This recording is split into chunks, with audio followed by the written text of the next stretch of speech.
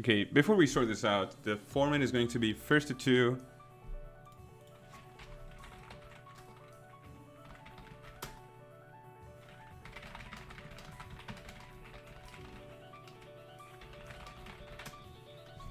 Everything is going to be first to two until top 8. I mean, everything is going to be first to 2 until top 3. The finals are going to be first to 3. And until top 8, we're going to be streaming pick matches which are currently available. And starting from top 8, we're going to be streaming everything. For some reason, I can't see Shift in Tekken. I tried asking him to restart game. Nothing has changed. I do not know if I can solve this myself, if I am supposed to restart the game, but when your Steam profile is private, apparently this happens. Okay, now I got an invite from him. You could not join the session. Nice, but that's something. You're getting somewhere.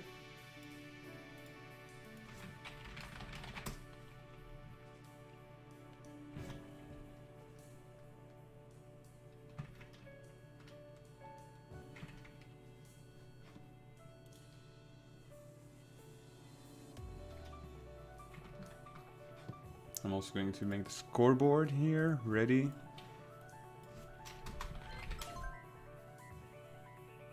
Please press confirm. No. One step ahead.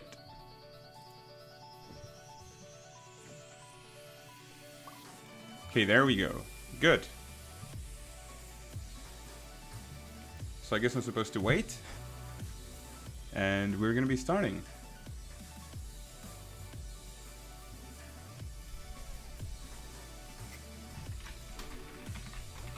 Going to tweet this out.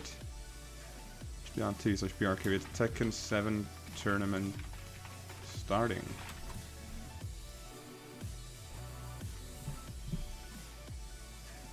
Okay. So let's go straight into it.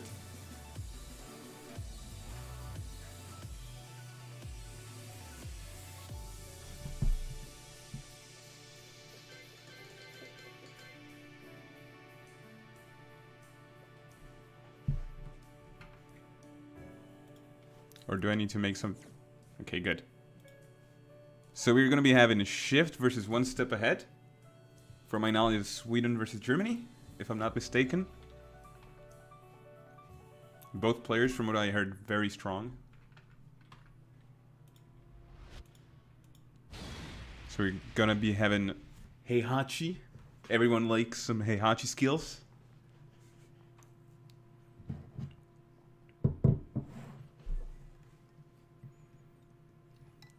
From what I've been told, both of these players, I mean, not One Step Ahead, actually the player that we're supposed to be watching out for, Pida and GSFL, I think was the name.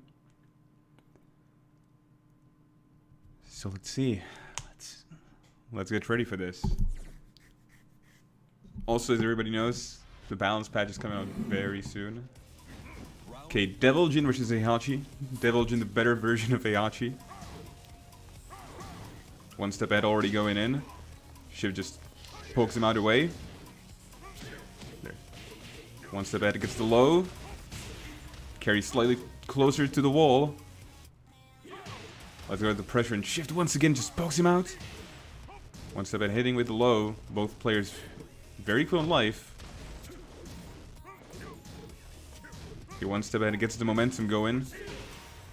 High crushes. Keeps going in, keeps the pressure up. Shift is able to get out. He does have rage. Oh, but One Step Ahead was just lying down on the floor. Did not get hit. Shift is right now against the ropes. Low is slowly chipping at him, but he is in the game. A big starter could still make this happen. There's the Hell Sweep, but 7 seconds on the clock. He just needs one more hit, but One Step Ahead. Wake ups with a spring kick. And it ends up working for him. Now Shift gets a very nice stunner. Mid-screen carries to the wall, but One Step Ahead is able to get out. He did not hit Shift, but the fact that he is out is very good enough. No punish there. Slowly chipping away at life with the lows. And one step ahead gets the throw. Gets the low parry as well. Shift is now up against the wall. This could be very scary. A lot of damage from the throw, and one step ahead just closes it out. 2-0. Here, round start very much in favor of one step ahead. Shift is already close to the wall, but he is able to get out back to the center of the stage. Once again, one step ahead getting the exact same throw. No tech from Shift. Oh, Shift unfortunately drops the combo. Gets a big counter as well, but he does not get the combo afterwards. He one step ahead going in with the lows. Shift does have rage, but he won't be able to use it. 1-0 for one step ahead.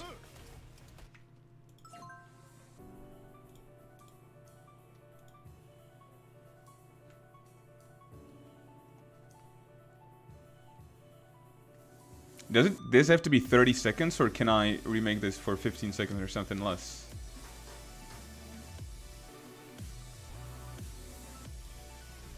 Or can I just not accept?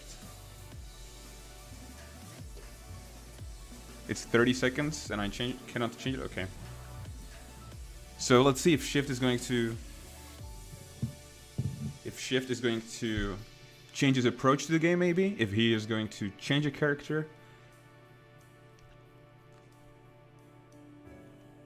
The fact that he had very unfortunate drops had cost him a lot. He had a big counter hit starter. And unfortunately he was just not able to profit properly from it. So let's see if he can... If he either decides to change it up or... If he's still going to go for Devil Jin. I mean, Devil Jin is obviously a very strong character.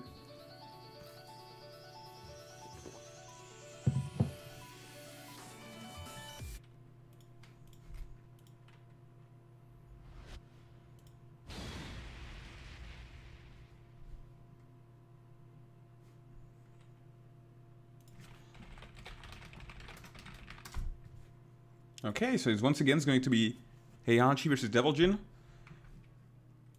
The players have been switched around, so I'm going to fix on the scoreboard. So let's see if one step ahead is once again going to show a dominating performance, or if the match is going to be a little bit more even. Round one. Fight. Okay, one step ahead, already very aggressive from the round start. He is able to get in. Gets the momentum going as well. Shift is now stuck on the wall. But he is able to get out. Now one step ahead could still easily put him next to the wall, but he sidesteps closer to the wall himself. Fortunately for him, he is able to get out. Shift now has access to rage, but will he even wake up? He will! He is so low on life, but the fact that he has rage can be so scary. And unfortunately enough, he presents a huge whiff. And one step ahead, very nicely punishes. One step ahead is knocked down. Shift was not able to actually profit very much from it. He is slowly getting closer to the wall. Even though there was no big damage or anything, just with movement he was being pushed to the wall. Okay, one step ahead, very slowly being chipped out of the way. Nice delay hop kick as a punish.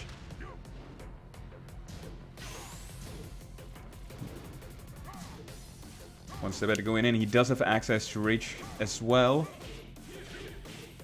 He is very lowly chipped away.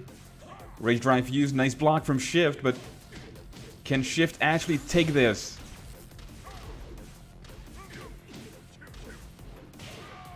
And he actually can. This is a very slow round. No big launcher has actually happened and Shift has been able to take it, but if one step ahead becomes aggressive, just like he's becoming aggressive right now, will Shift be able to actually deal with the aggression? One step wave dashing in for the Oki, keeps the pressure going. He's hitting the low once again. Shift is getting very low in life, but he does have access to the Panic Rage art. Is he going to use it? Instead he tries to block here. It's a very nice block on the down 2, but But he does end up getting hit. Now, one step ahead is one round ahead. He's close to taking the game, taking the whole set. The big starter from Shift carries to one step ahead to the wall. Very nice throw tech. One step ahead is already low on life, but very nice save from Shift. If he got hit, he would be next to the wall, having to deal with Heihachi pressure. He uses the armor move, but one step ahead is still in the game. He is not dead just yet. Shift needs one clean hit and he gets it. 2-2. One step ahead, once again going very aggressive from the round start, just goes in. Hits the low. One step ahead going, using very nice pressure. Shift is already very low in life. But he he actually gets the unblockable from the flight. Shift is slowly chipping away at one step ahead's life. Gets a damage as well, but he's so low in life. Rage Art, this should hit. And this should also kill. There's not a floating in. Shift is so low in life. Shift is able to close the round with a Panic Rage Art. But you know what I'm saying, Panic? That was a good decision. That was a good decision. He knew that one step ahead would overextend, and he capitalized on the overextension as well as he could. 1-1.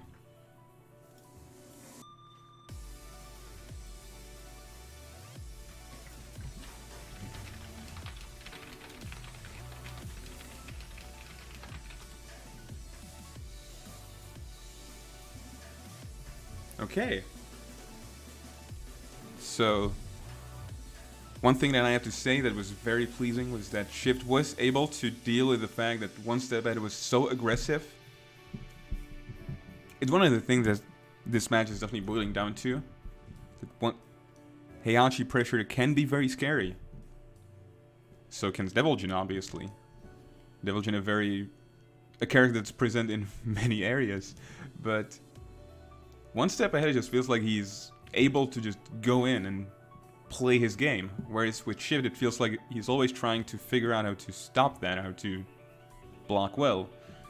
It has worked for him this time, but will he be able to deal with the aggression?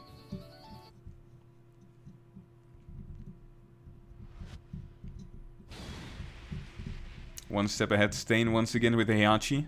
We're also getting Arctic Snowfall stage. No walls.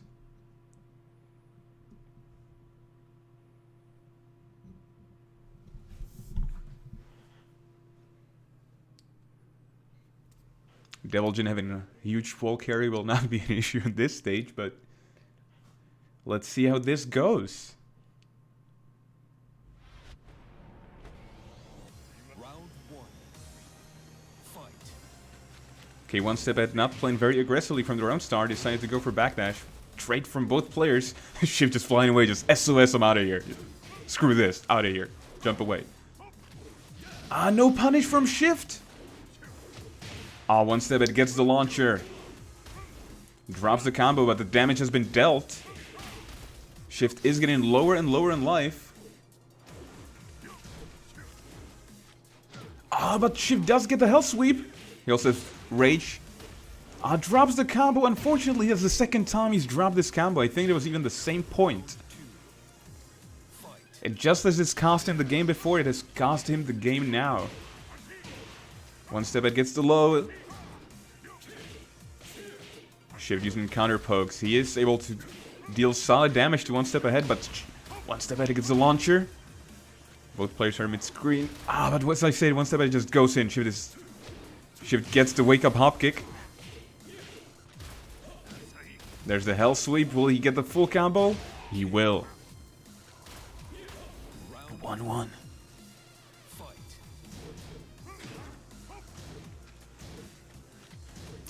Solid defense from Shift. As I said, he gets hit. The commentator's curse, as we all know it. Wake up hop kick once again. He has not been doing them very much, but one step ahead, unless he shows that he's going to be dealing with them. Third time. Is Shift maybe possibly going to overextend afterwards? This round has been taken by Shift. This has been stolen. This has been stolen by a move that everybody dislikes. Shift close to taking the whole set. One step it goes in, Shift, very nice block.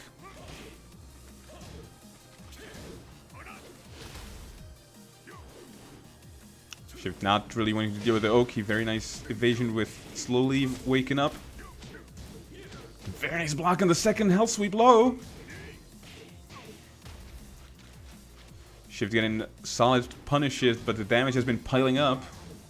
If he's going to be able to get a clean hit, this could turn very bad for one step ahead. The clock. Oh, he gets the punish. Gets the count with this time as well. One step ahead does have access to Rage Art. He does get a low, but 3 seconds on the clock. He can just run away. Oh, but he goes. He tried to go for the full screen unblockable. Just as a taunt? Was that a taunt? Did he just commit suicide using a taunt? Was that what has happened? Ah, Shiv just went in and got the damage done. 2-1. Okay, excellent performance by Shift.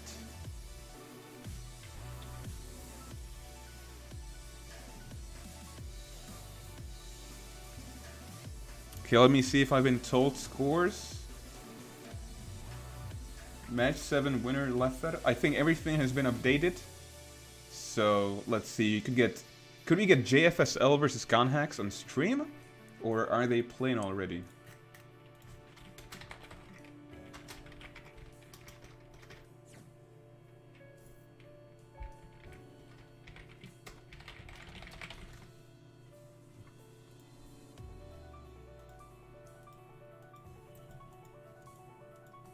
Unfortunately, we had some connectivity issues. So Abyssal has to step down. Oh, that's unfortunate. Okay, I'm gonna send you the invites. Invite players. Are we friends? I hope so, because you're a good guy. Invite. Do I have JFSL? In my friends? Let's see.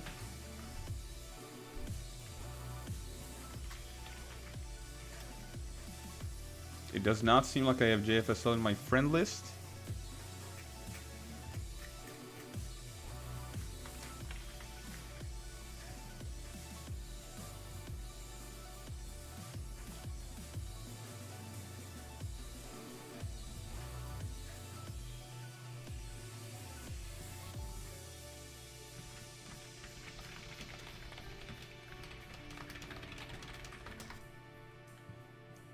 Or maybe yes. No. I have no friend requests on Steam. So it's going to be Conhax versus JFSL. Round 2 match. Once again, everything until top 8 is played as the players are able to. It's absolutely their discretion. As Abyssal is to step down, I'll DQ him from the bracket as well. Let Surflano advance in losers.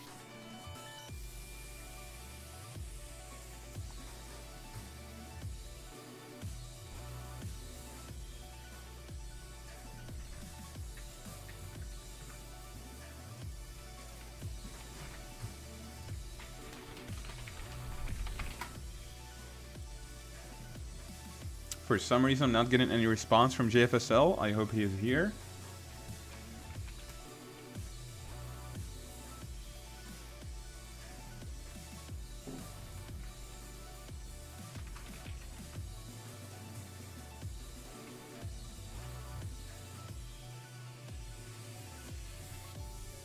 If he is not alive, then well, that is definitely a big issue. He does have red color on Discord, but that does not have to mean much.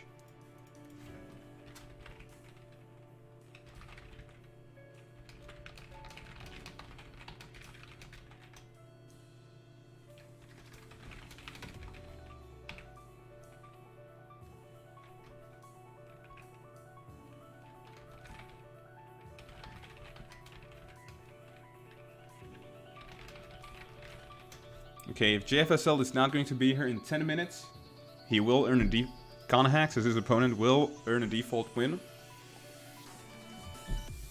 10 minutes is solid time. Okay, let's see how the bracket is looking right now.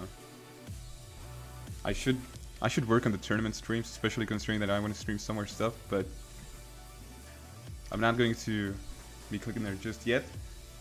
So, off stream, what has happened so far? Conhax was able to take it over Abyssal, who unfortunately has been having connection issues, so he's out of the tournament. Pidya has taken over Ragans, but he has taken it 2-1. So Pidya, a hot favorite for taking this. You might know him from events such as Button Check. Did have issues already in round 1. Excellent, was able to win against Yuhans. And in round 2 we've had a match Gabbro versus Zaman Fu, which Gabbro was able to win. We had Zokis versus Space Cheeks, which Zokis has won. We had Sir Flano versus Lefer, which Lefer has won. Pika versus Excellent, which Pika has won. And Gori has taken it over Tenno 2-0.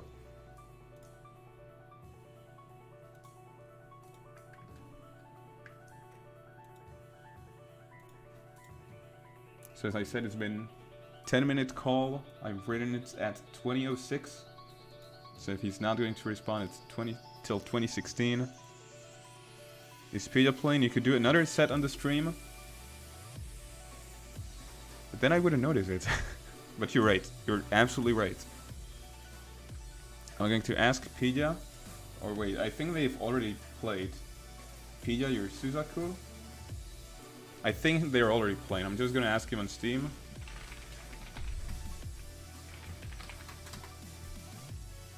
If Pidya is unable, we could possibly do...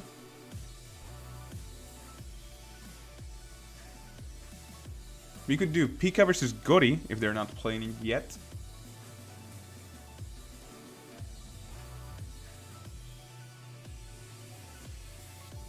We could also potentially do Tofi versus Shift, if they're not playing just yet.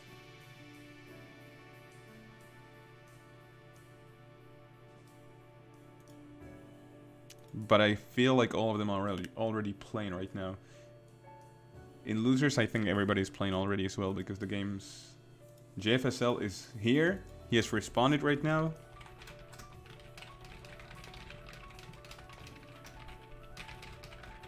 Okay, so JFSL has responded. He is here. So you're going to be showing you guys the best Tekken you can have. You're going to deliver quality Tekken with JFSL versus Conhex.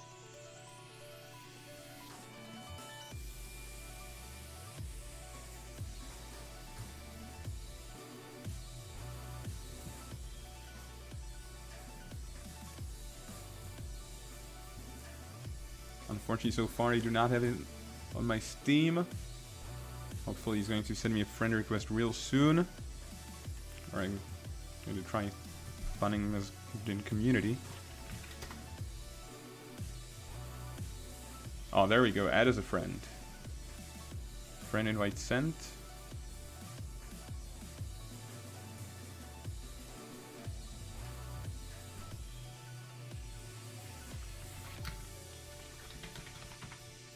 Conhex versus JFSL. Update. JFSL, a Portuguese player. Portugal, beautiful country. You know it, I know it. Okay, for the win JFSL, let me send you the invitation. Invite players.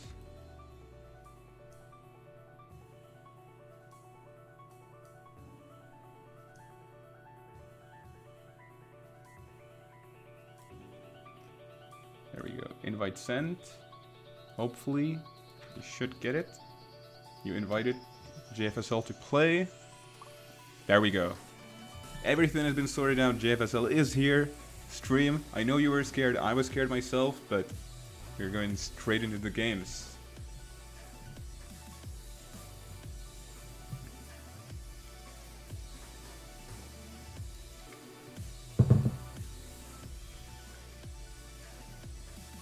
So guys, I would also like to ask you if everything is fine with the stream.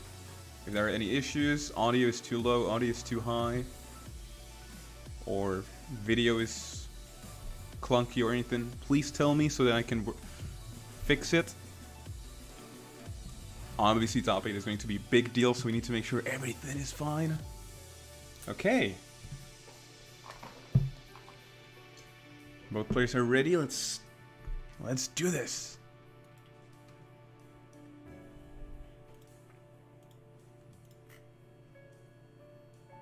I did just get information that Ragans has been in Space Cheeks 2-0. Blizzard's bracket has advanced. Clearly, Pita is also won against E Minor the Major. He's going to be playing against Lefer. But the match is being synced right now. This is no time to talk about other matches. This is time to go straight into Conhex versus JFSL. JFSL and Leo. Leo very often considered to be an insanely strong character, yet for some reason, you just don't see her. Some people say she's very broken. I mean, not very broken, that she's very boring. That's the word I wanted to say. That I heard on some stream and at some event that she's really good, she's just really boring. From other people, I heard that she's got small issues which pile up. Let's see. Let's see how JFSL is going to be using this character. Ganex running Steve, also a very strong character.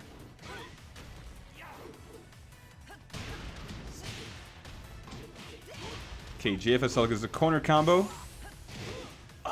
The damage has been dealt and JFSL just takes it down immediately. Round 2. Fight. Ganex using Steve. Steve, a very aggressive character. However, if you are the one yourself being very aggressive, then obviously it's going to be very hard for Steve to do something. Steve does have access to back 1, but JFSL has been doing a lot of high crushes in pressure to try to negate the existence of back 1. Oh, Ganex, small hits, but they just ended up being huge damage. Ganex does get the side switch throw, gets the follow-up as well. So much damage has been dealt. And JFSL just gets Turbo Fist in. Just screw this. Just boom. Blue stuff. You could hear that. Boom. Okay, JFSL already gets round starter. Ganex is very low on life. Could JFSL just run it down immediately? He's one more hit, and a low takes it. A perfect. JFSL leading up 1-0.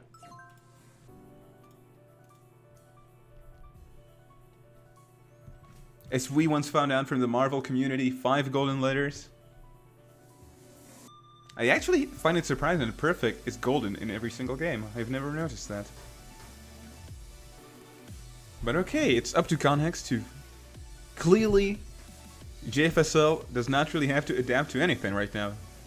It's up to Conhex right now to figure out how to deal with the fact that JFSL was able to get so much pressure going in. Conhex playing Steve, he's the one who needs to be aggressive.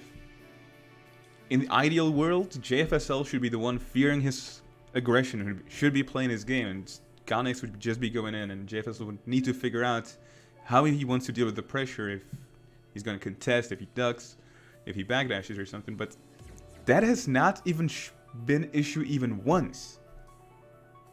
Not even once did JFSL in the first game have to deal with that. He's just went in and completely negated all of Conhex's tools. So we're going to be getting Steve versus Leo again. Soog stage. A very standard stage.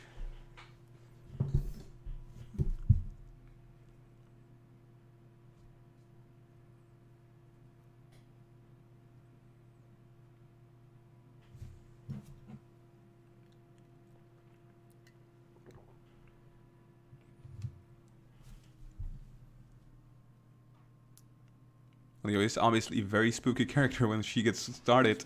Gets a lot of mix-ups on block as well. Okay, JFSL is starting to get the pokes going. Ah, there's a big counter hit starter from Conhex. He's going to carry to the wall. He is close to the wall. There's a wall standing 4 from JFSL. Conhex did carry to the wall, but he carried himself. JFSL just moving forward. Does not go for immediate buttons, wants to get something going from Conhex, but Connex just getting mauled at the wall. Fight. JFSL using a lot of space, showing that there is no reason to go in if your opponent is not really being scary. Connex, however, became scary. Put JFSL to the wall. JFSL is able to poke his out away. Oh, this was very good from Connex. He is slowly taking life of JFSL, but JFSL, we've already seen what Leo can do. We've already seen the big damage starters. Connex tried to duck under, but it has not worked out for him, and JFSL just in 3 big hits to take him the round. JFSL already on set point. No contest from Connex after the block. He's already 60% down. This is the Oki. Connex is at the wall. He does have access to Rage. Is he going to use Rage Art? Gets jabs, but there's a poke with the Magic 4. He's so low on life. He needs to make something big happen right now. JFSL trying side stats. Very scary decision against Steve. But it ended up all working out and takes the game 2-0.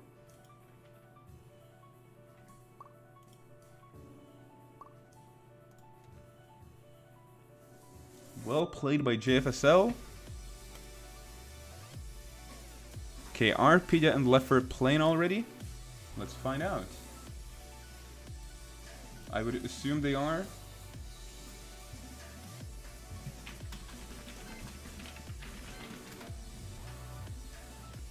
Or is there a match we could show?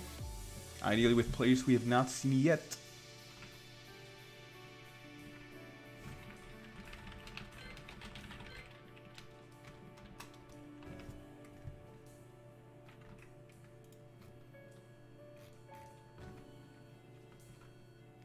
Honestly, there's Zockies versus JFSL, which we could stream. I was hoping that we would see other players, but it seems that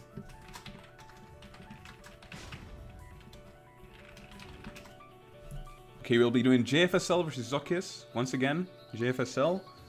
It seems that everybody else is playing, which is good. It's good that everybody is playing. Everybody is organizing themselves.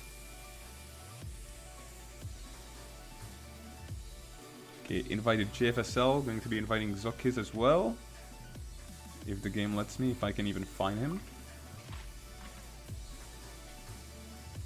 Oh, there you are, Zockies. It's very unfortunate that you cannot look for people by their name.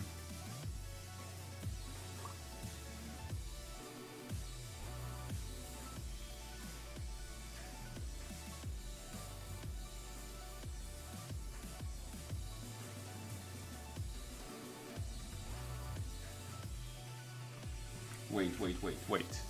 Before we start, I've been told that Abyssal was not playing anymore. Let me see. Match 14?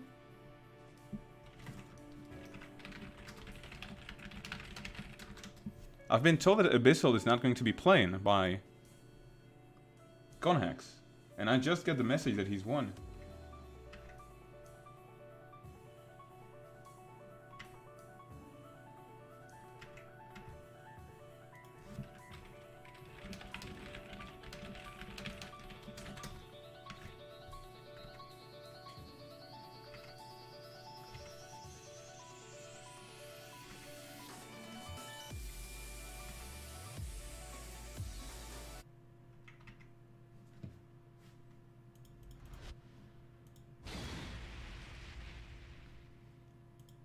Because I've just got a message from Sir Flano that Abyssal has beaten him.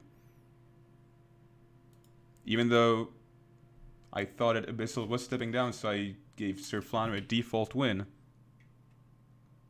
The names? Fixing them right now, resetting the score as well. Round 1. Fight.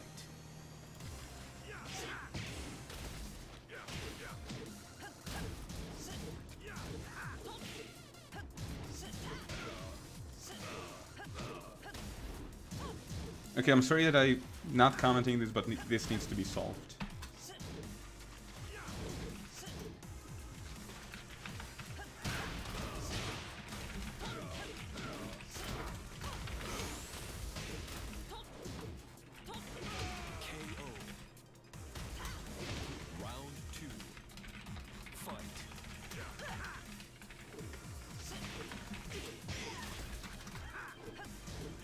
Okay, everything is fine. Abyssal was stepping down. Surflano did win. I'm going to leave this like this.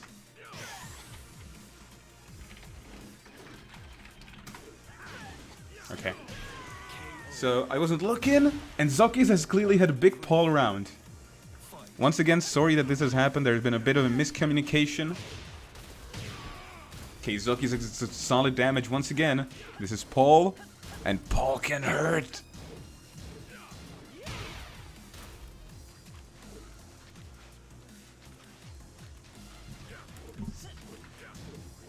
Very nice duck under the back one too. JFSL gets the punish. Goes for a solid counter to get a mid-screen knockdown. Very nice throw tech. All these throws are just not working against JFSL. Zoki is going for Demo Man, but he did not get a clean hit. Oh, but he gets the throw! Ooh, that was so scary.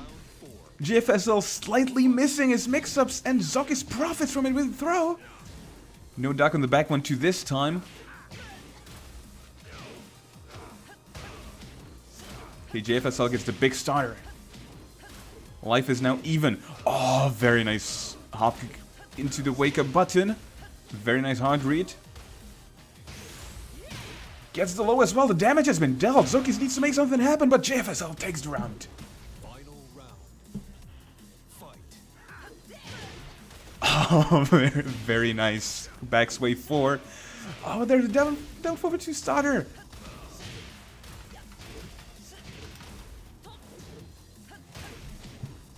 The damage has been dealt. Zokis does have access to rage, and he goes for it. This should hurt a lot. I'm not even sure if that's optimal, and yet it is so much damage. Did Zokis percent? He did not. He goes for the throw as a punish, and it works. Throw is not an actual punish in Tekken, but JFSL did not tech. Zokis going for a very risky decision instead of just simple guarantee down forward 2. But it did end up working for him. Zokis leading up 1-0 against JFSL.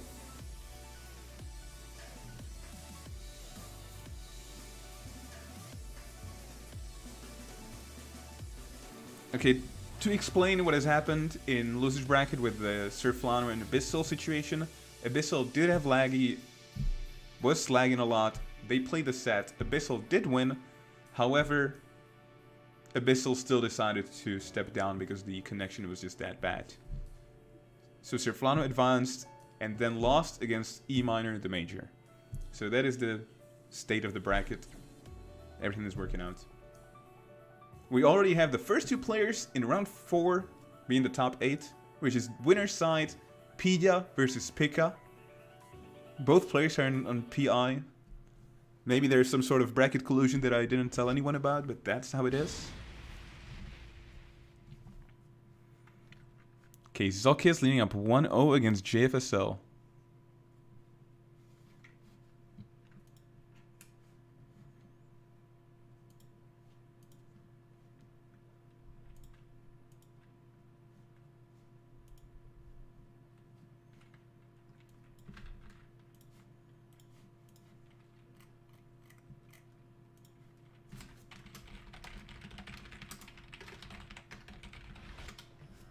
Round 1.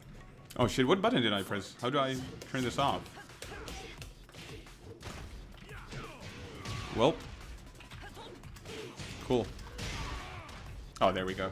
Okay, Zokis has already dealt a lot of damage. JFSL is able to get away from the wall, but if this is Paul, pretty much almost any reasonable hit is going to be taking this. Very nice spacing from Zokis. He's not really overextended. Rage arm from JFSL. Throw once again? How are you feeling yourself so much, Zokis? Round 2. Fight.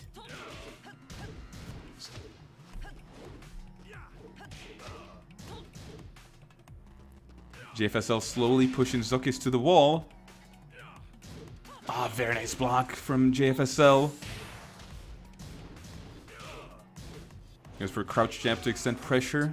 For a simple high crush, Zokis did bite and then JFSL is leading, evening up the score. Zoki is moving around very erratically and then just presses down one. I like it. I'm loving it. There we go. First floor break. See what the Oki is going to be. Zoki is unable to get up. And JFSL just keeps pressing him, going for the lows, and they end up working. Zoki is using the power crush of Paul.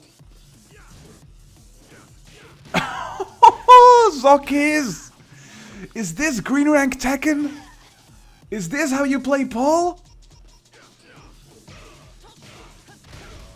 Zokis tries to go for a feint on a low, then just keeps ducking and then just goes for a down grab. Come on, Zokis, come on. Does he get a punish? No! Zokis is not able to punish the slide, and JFSL evens up the score 1-1. I have to wonder how the connection between Portugal and Finland is. But it does not seem to really be stopping these players from a beastly performance.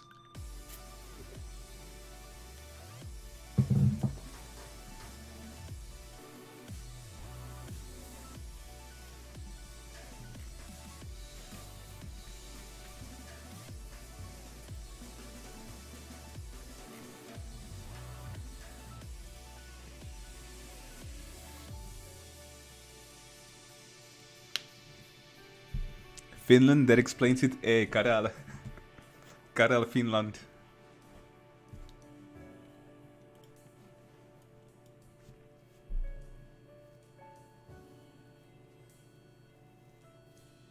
Okay. So let's see how these... Get ready for the next battle, how these warriors will be able to deal with the fact that this score is 1-1, the connection is Finland to Portugal. But you know what they say... Intercontinental Tekken is the true test of skills. This is not even intercontinental, but it might as well be.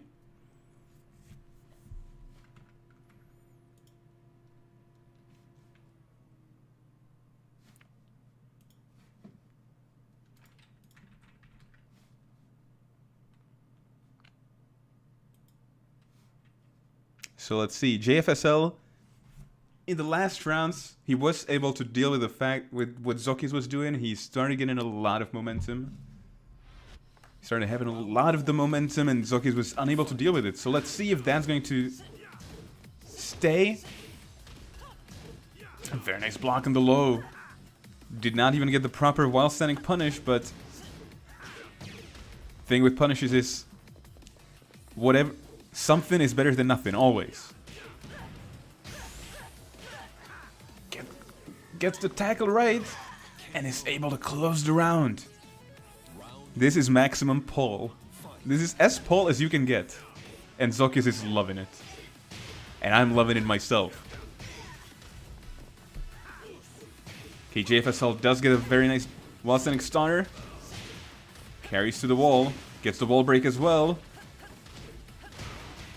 Zokis up against the wall. Is he going to be able to get out? Tries to go for a bar his shoulder, and JFSL just does not care. He just keeps him at the wall. Just, you know what? Just fuck you, man. Just screw you. Screw you. JFSL doesn't cut out. He makes the hop kick. The power crush ends up working, but that was not an even trade at all. Oh, big wall splat starter. The damage has been dealt. Zoki is going for sidestep 3. JFSL does get the starter. The damage is equal. No wall break. Oh, Rage Art. This could easily be it. Oh, he goes for a simple deficit and it does not kill. Oh, but there's the simple lost any 3 taking it.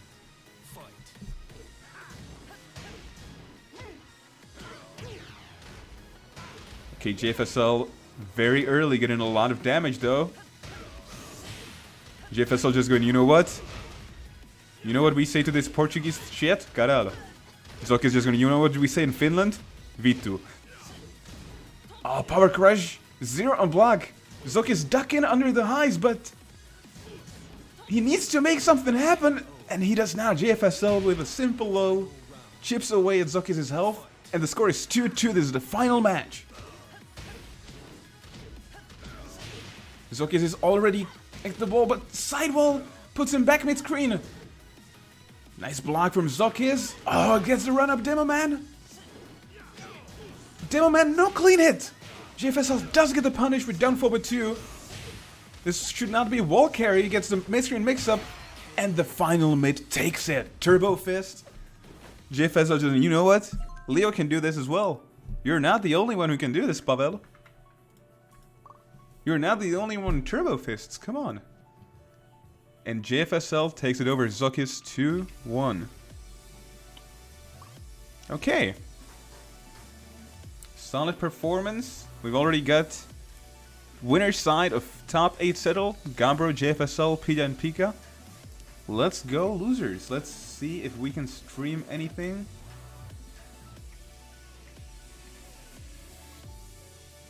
Goryu and...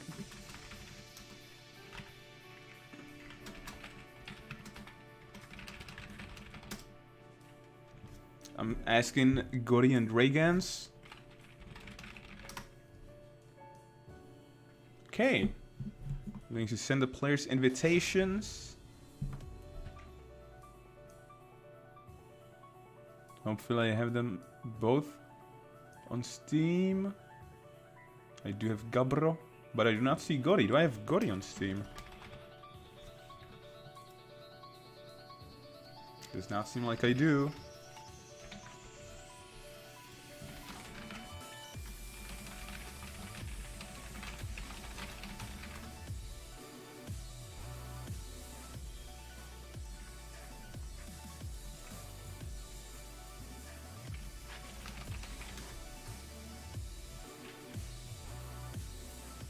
Does Reagans have his own Steam?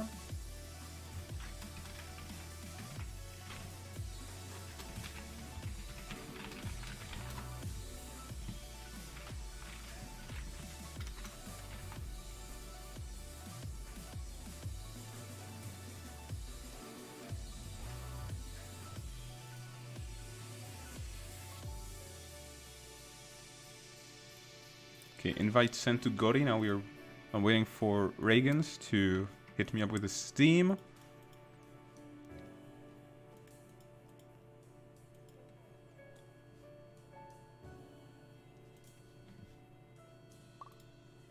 I'm going to try looking for him once again on the Steam community if I can find anyone named Reagans with a lot of friends. Mutual friends, rather. Okay, I did find somebody named Reagans. I don't know if it is him.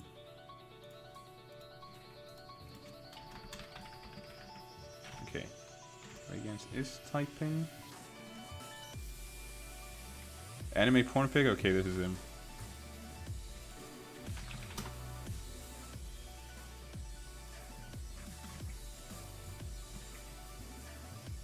So, Reagans has added me. Time to invite him, and we'll be going straight into the match. Okay, invite sent.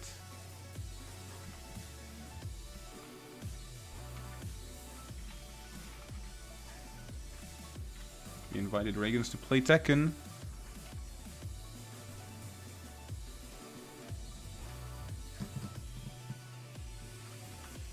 Just gonna tell him that invite has been sent. Okay, there we go. Reagans versus Gory. No, I'm not playing. Come on. Come on, video game. Come on. Text chat? Why are these things happening? But I'm not playing. Why is there no timer? Fuck me. What's the button?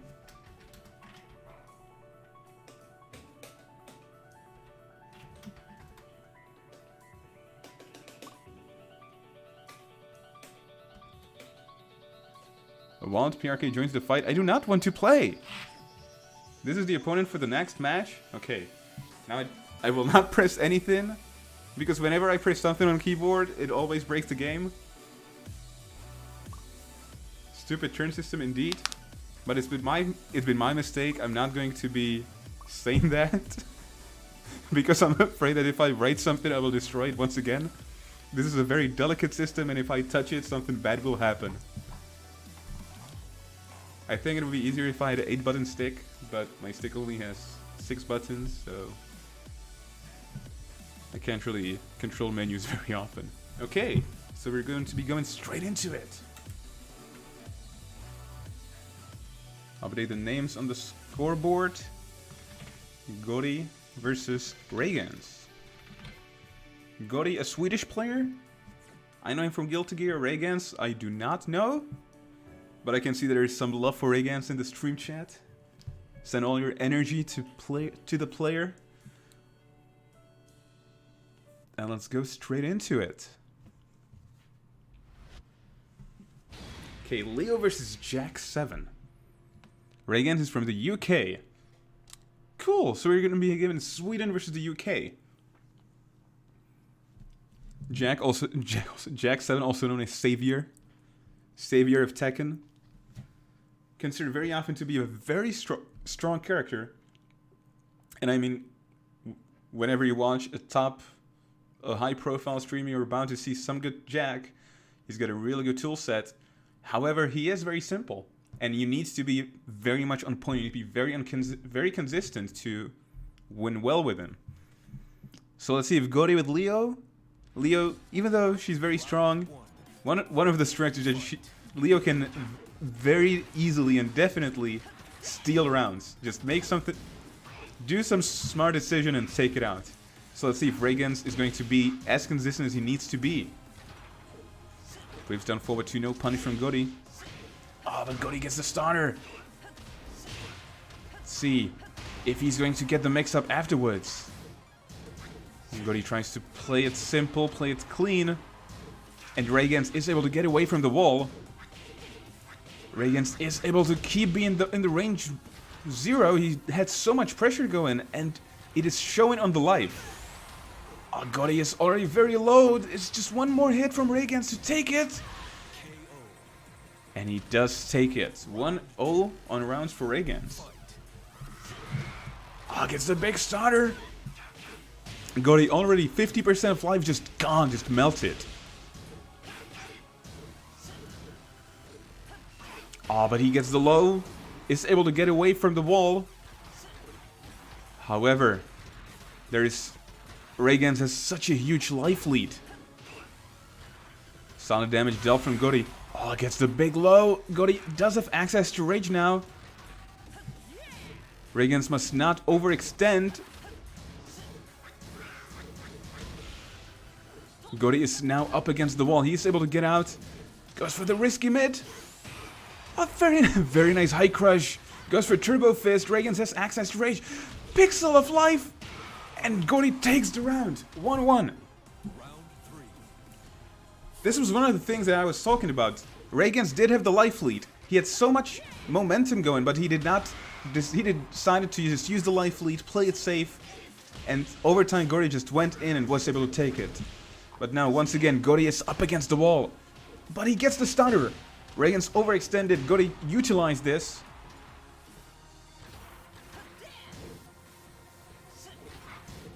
Oh, Raygans tries to go in, goes for down forward 2. Gori not able to do anything about it. And Raygans gets the throw. Gori is in rage. Gets the punish against the low. Raygans not in rage just yet. The damage has been dealt with. Again, the magic pixel. One hit. One hit is all he needs and he gets it. 2-1.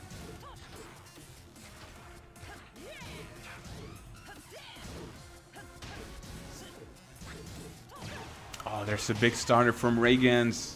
He drops the combo though. Gori is unable to move away. He's trying to backdash away, but he's just walking slowly. Raygans is putting on the pressure. Oh, and Gori was able to crouch, duck under the high, and get the stunner. Now Raygans is the one against the wall, but he's able to get out. Gets the low as well. Gori solo on life. And one hit takes it. That's all Raygans needed. Raygans wins first game over Gori. So let us see if Gori can make something happen, figure out a way how to deal with this. Obviously it's shown that it is real. He can definitely make things happen, but he needs to change something.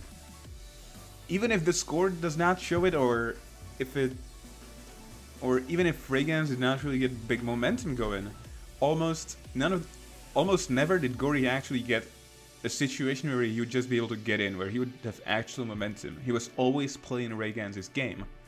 Pretty much always. Rayguns not really being too aggressive, he's not trying to overextend. When he hits the life lead, he's just going to play it safe, which is fine. Utilizing the life lead is very reasonable. Thing is that Goody is just not really able to get his own stuff going.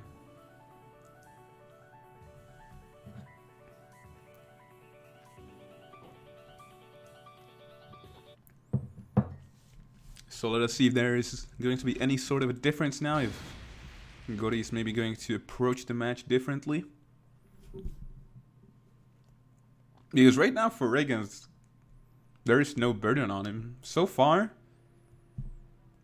everything is working out in his favor. And as I said, if there's a character who can just steal the round from you, it's Leo.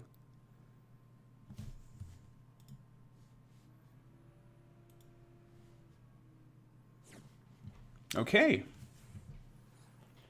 Syncing up. Let's do this.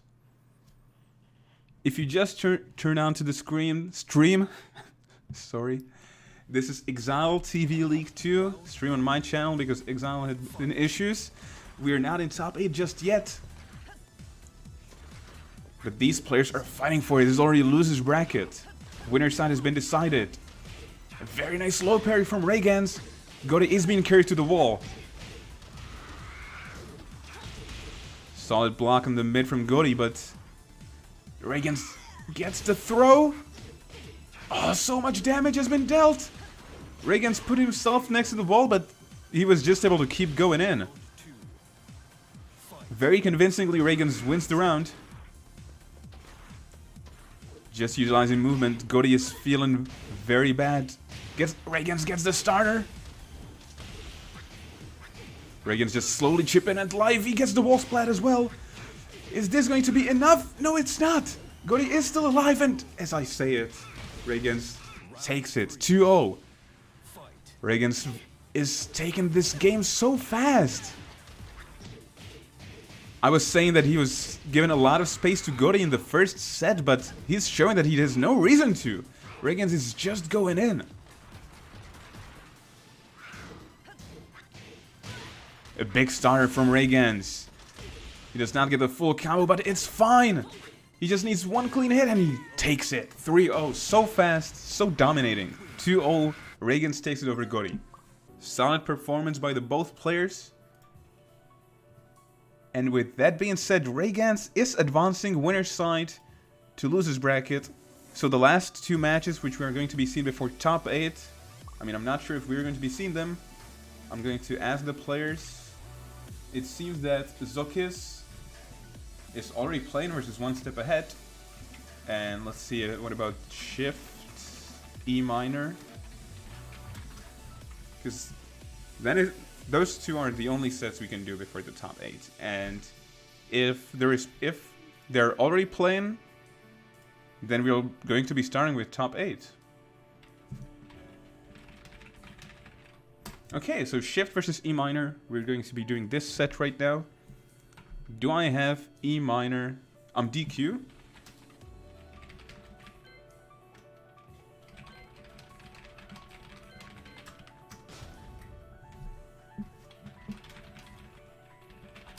Okay, apparently E minor is unable to play because he did fall ill. So Shift does end up getting a default win over E minor, the major. So with that being said, top 8 is going to be played right now. Every single match is going to be played on the stream.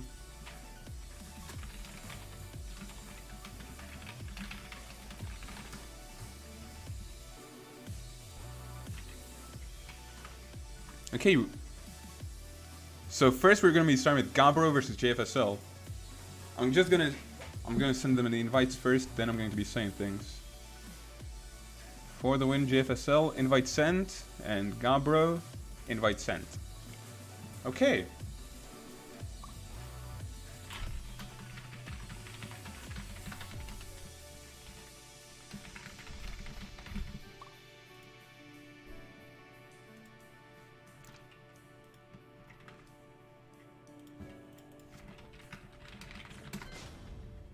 Please suck a player? No way, I'm not kicking anyone, I'm kicking myself. Okay. So these sets are going to be first to 2 until finals. All matches in top 8 will be streamed. Let me just check the rule sets real fast. Matches are first to winners, losers, grand finals, first to 3. So, we're doing JFSL versus Gabro.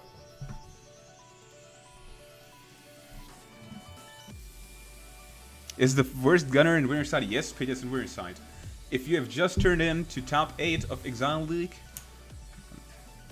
welcome. This is an online EU event.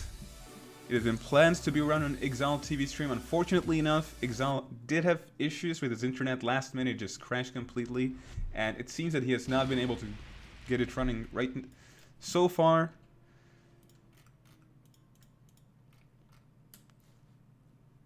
I need to update the scoreboard. Gabro run in Lucky Chloe. JFSL, we've already seen him playing Leo. This is the first time we've seen Gabro on stream. But clearly, he did get winner's side, and there must be a very good reason for it. Top 8. Let's put it on stream so everybody knows the stage we're in. Where are you from? I'm from the Czech Republic. Okay, so let's get going.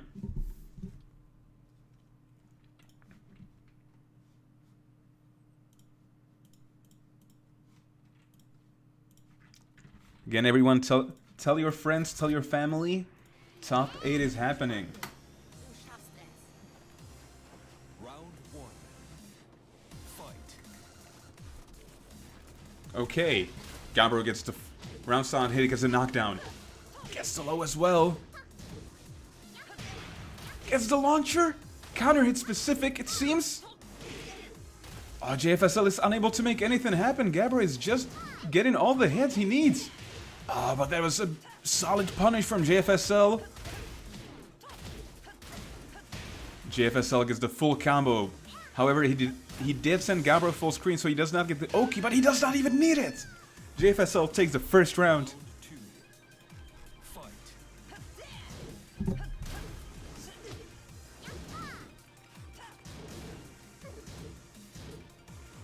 Solid blast from Gabro. Neither of the players is able to get anything going. Very nice duck and a punish.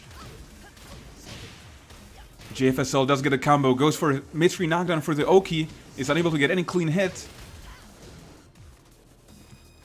However, the damage has been dealt with simple pokes right after. Gabro very low on life. JFSL is not overextending. Beautiful punish! And gets a slide and takes the second round. 2-0. Round 3. Fight. This is just first to 2, and JFSL is getting so much momentum. First round looks so good for Gabro, but right now JFSL is just running Gabro down. But there is the hop kick. This might be exactly what Gabro needs, but Gabro drops the combo! And JFSL gets the launcher afterwards. This will not kill just yet, but... God damn, is JFSL close to taking this first match. One clean hit needed, and he gets the low. 1-0 for JFSL.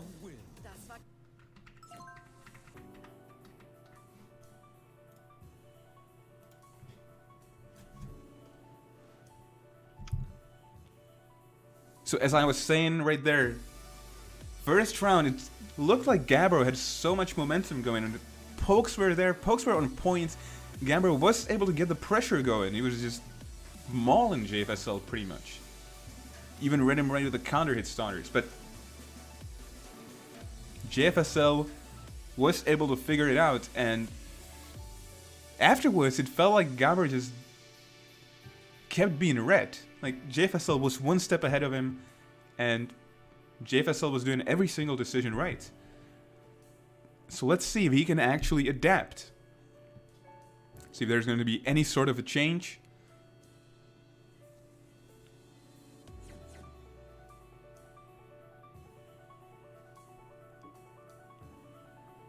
I've been saying this in the previous matches. One thing that is easy, that should be noticed is, I've been saying about Ragans, that there was no burden on Ragans to actually change anything. Right now, all the burden lies on Gabbro because JFSL was just having so much momentum.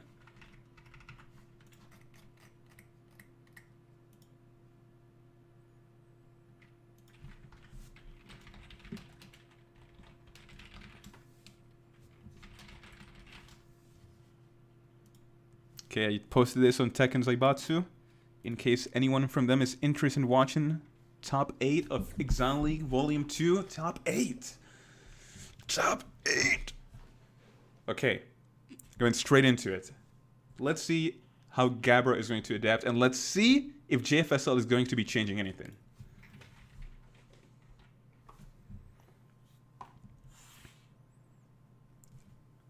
I've said previously, even though JFSL is having a lot of momentum and that he does not have any burden to change anything, he absolutely can. He can change so much. Okay, Gabbro changed costume, but is that going to be enough? JFSL already has him up against the wall. Crouch jab is able to put JFSL out very slightly, but as I say, JFSL just goes in. Very nice punish from JFSL. Gabbro does have access to rage. JFSL, no stranger to rage arts. Anyone who's played this game knows how scary rage art can be. Very nice block on the rage drive. All that fear of a panic rage art is now gone, and JFSL has access to rage himself. He does not get a punish though. This time there was no punish. And he ends up taking in the wall. Very nice evasion after the turbo fist. Okay, Gabbro dealing small hits here and there. And there's the punish. A very simple punish, but it deals so much damage.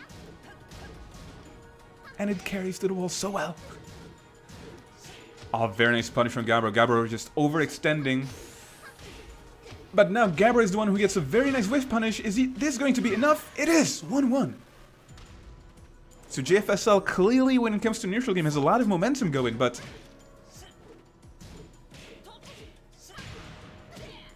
I was just talking things about neutral, but JFSL just went in and mauled Gabbro. Gabbro did get the launcher. A bit of an overextension from JFSL. There's a tackle. Gabbro gets it right. Wake up spring kick. Beautiful block on the low, but no punish from the stagger. Very solid whiff punish from JFSL.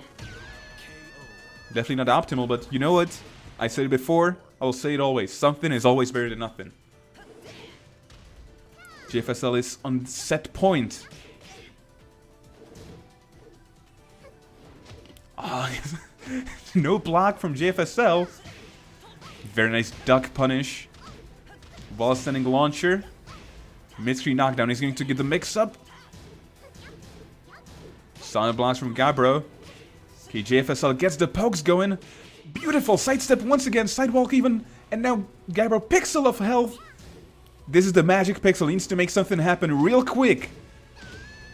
But JFSL does get the low. He gets a simple poke. And JFSL ends up taking it 2-0. Definitely a lot of adaptation there. But JFSL already had so much momentum going that it was just he was unable to make it happen. Okay, so we'll be having Pidgeot versus Pika. I'm going to be inviting these two players. Pidgeot, Pika. Okay, invitations have been sent.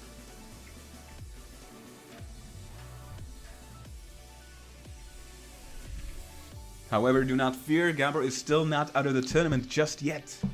It was winner's side. We will be seeing him once again. Okay, Pika saying, give me a minute. You know what?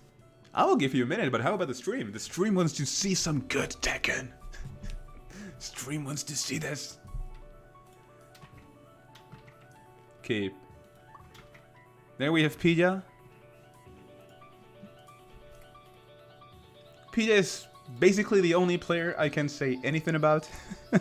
Because, you know, I do not know Tekken. I do not know Tekken community. but I know Pidgeot. Pidgeot, my boy from my country. You can see that Fujin icon there? That means he got boosted and does not play ranked anymore. That's exactly what has happened. I am allowed to trash talk Pidgeot. However, he's up against Pika. You know what? We're getting Balance Patch in a few days. And I can't wait for Pidgeot to lose just because he plays Geese. And you know what? Geese is not real Tekken, boy. Pidgeot just does not know how to play real Tekken, boy. That's how it is. Okay, now. Let's be a bit more realistic. I'm off with the trash talk.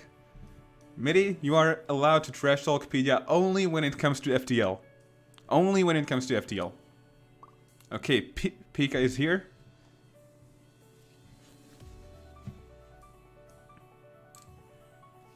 Because stream. Pidgeot is absolutely amazing at fighting games, possibly. But this guy sucks at FTL. I have yet to see a worse player at FTL. Okay, I've been saying that we're going to actually focus on the matches. That's what we're gonna do. Okay. So, Pidgeot Geese, you might have seen this guy play at a couple of online tournaments. To my knowledge, he's won a couple of them. I'm not sure how the score was in the first Exiled League. But I definitely know that he was played the ESL tournaments, I believe, and definitely won 2 of them, I think, maybe more, I'm not sure. You can also know him from offline tournaments. Pidgeot was in top 8 at Revo 2017, the biggest anime tournament in the UK, or in Europe in general even.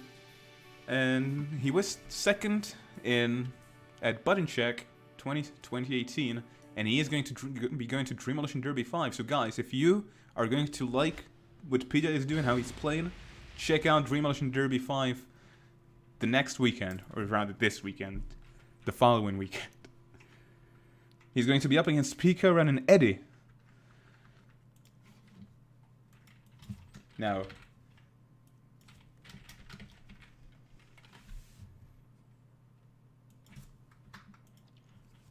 Eddie, one of the characters that almost every Tekken player despises. But you know what? You know what Pidgeot told me? He absolutely loves Eddie. In this specific game, he told me he loves Eddie. So I want to see this.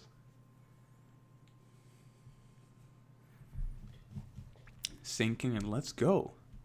Winner's side, second game, Pidgeot versus Pika. Almost a mirror match when it comes to the names. Let's see how this is going to go. Both characters have access to so much mix-up potential, even just on block. Can be so hard to deal with what they're doing. And Pika gets a solid starter very early. Damage has been dealt. Solid punish with the wall standing 4. Pika is so far unable to get anything going. Maybe I've just overrated him. Everybody was so ready to see godlike Pika, but Pika showing that this is not Pika's show. That he is here and he's here to make something happen. Pika very aggressive from the round start. Goes in. Pika gets the lows. Oh, and he actually gets a clean hit. Okay, this could be very good for Pika. But Pika just has so much momentum going. Pika never able to get actually good position. Pika either just keeps him out or he just is able to go in.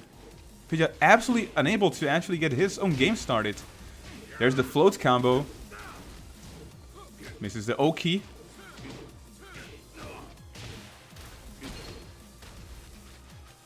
And Pika, instead of just trying to overextend, he just dashes away.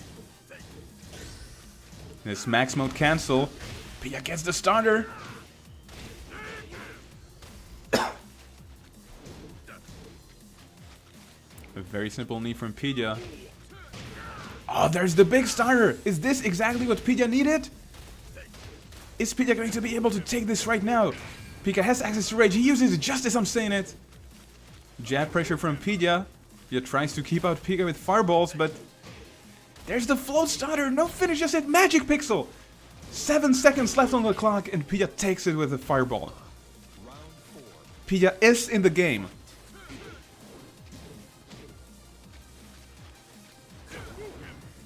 Pika, very nice evasion on the fireball. Oh, Pika gets a fat starter. So Reppuken. Very even life, but Pika gets the pressure going max mode, gets a very good starter. Once again, Pika takes away a lot of life, but we've already seen how damaging Pika can be with his Eddy. Oh, beautifully picks him out of relax and 2-2.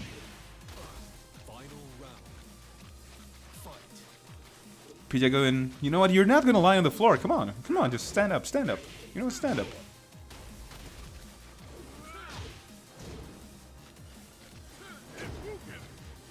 Score is 2-2, Pika gets the float combo, he drops it right at the end, but now Pika has 3 bars. He gets the max mode cancel, this will not kill just yet, but he goes for the super. I told you it will not kill just yet, but there's 1 pixel. Pika needs to play perfectly right now. Pika just buffering all the Corsical forward. Very nice blocks, and he just gets the Reppuken. And Pika, you know what? No overextension for you. The name is Pika finally back, but truth is, Pika is the one who ran it back.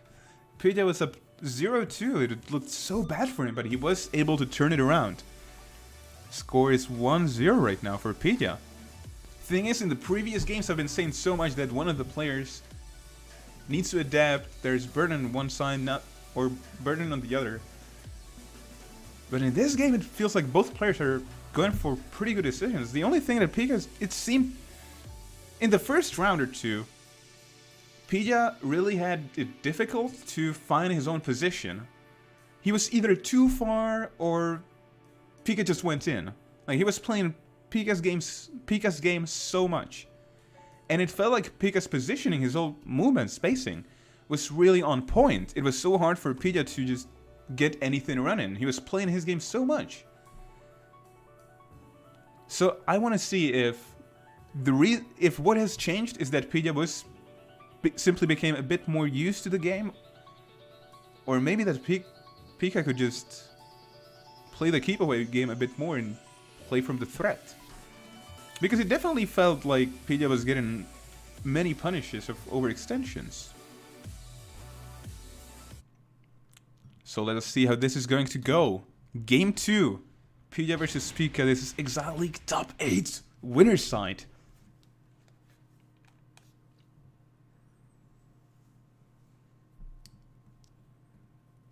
Once again, the exact same stage.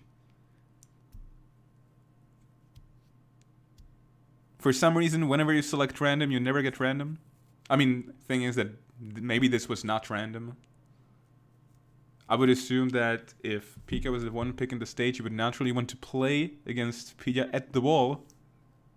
Geese, when it comes to wall mix-ups, wall damage, is a very spooky character. Okay, we're going straight into it. Oh, Pika gets the counter hit starter.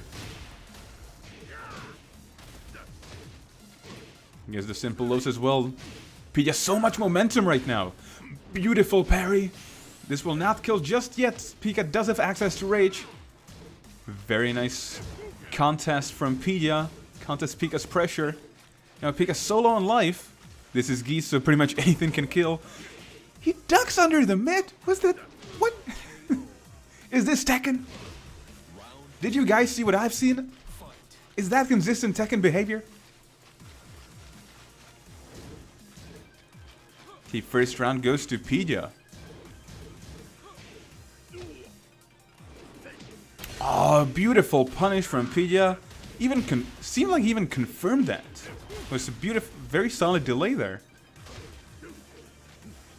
Ah, very nice punish on the parry from Pika. Pika tried to guess the parry, but Pika Beautiful delay there. Pika drops the combo, but gets the parry instead. And takes round 2. First game was so close. Is Pika just going to take the second game like that? Is he just going to steal it? Very aggressive start. Gets the float combo. Gets a tackle. Guesses right on it as well. Picks up Pika for a float combo once again.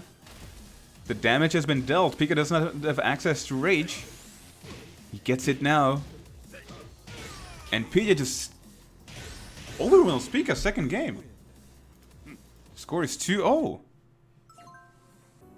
Very solid performance. Congratulations to Pika. Winning 2-0. But very solid performance by Pika as well, especially game 1. Okay, so we're going to be going into... We're actually going to have a rematch! Oh, we're going to be having a run back this time. We're going to be having Shift versus One Step Ahead. Invitation sent to Shift. Invitation sent to One Step Ahead. So this was the first match we have seen on the stream. This is Devil Jin versus Heihachi. And the games were so close. One Step Ahead had so much momentum going with Heihachi. But Shift was just able to somehow overcome it. Was able to put One Step Ahead into losers, but from my perspective of someone who has played in a couple of tournaments before, if I lost that way I would not be happy, but I'm very sure that One Step Ahead definitely wants to run it back. Definitely wants to play against Shift and just tell him, you know what? This first game of the tournament I was not ready, but this time I'm going to show you who the boss of this gym is.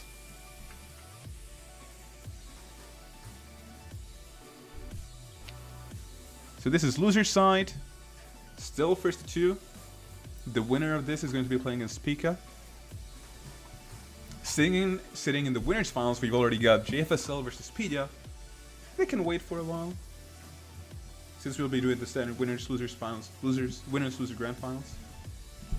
So we're pretty much going to be in losers bracket for a while.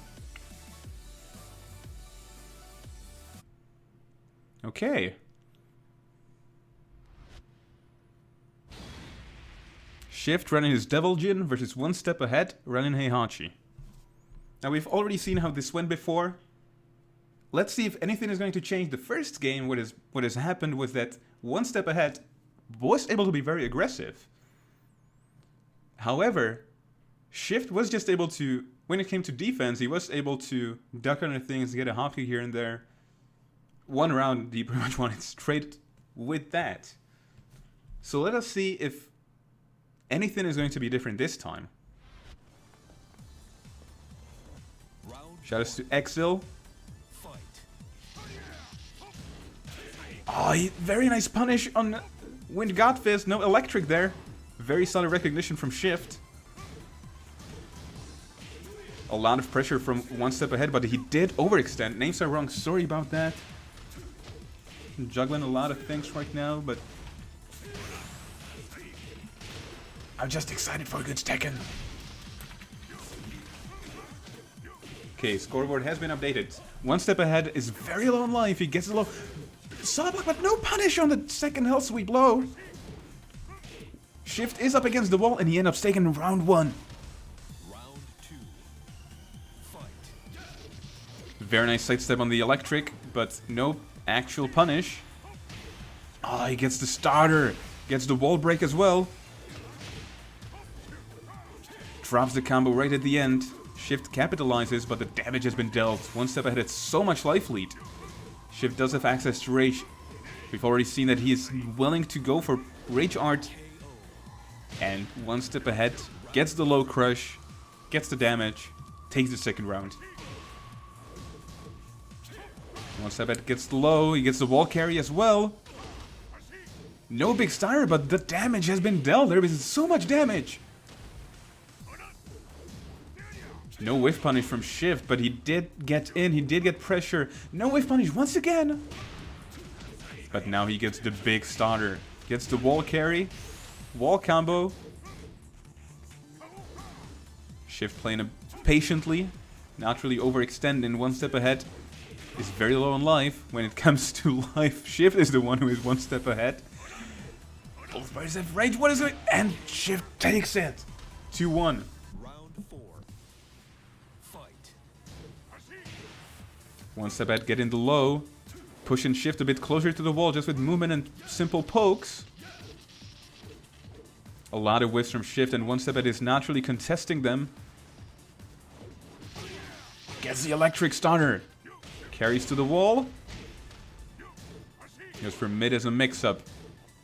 Keeps the pressure going. But Shift is able to get out. So much damage has been dealt in the last 10 seconds by Shift. Is he going to take this? There's the hell sweep and 2-2. Final round. One step ahead is still in the game.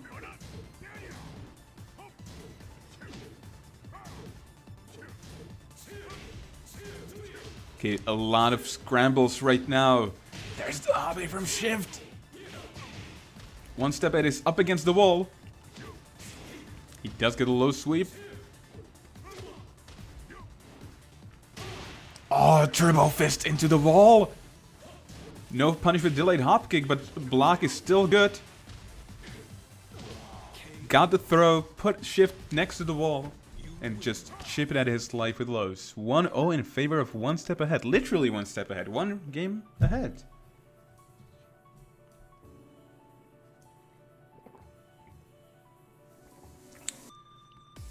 Thing is, this is, as I said it before, this is a run back from the first round of the tournament. And if you ever had a run back in a tournament, if that was a match you were not happy you lost, I mean, usually I'm never happy when you lose, that run back matters. That run back is the game you want to win. Personally, those are the real grand finals for you. Okay. So let's see if either of the players are going to change anything up.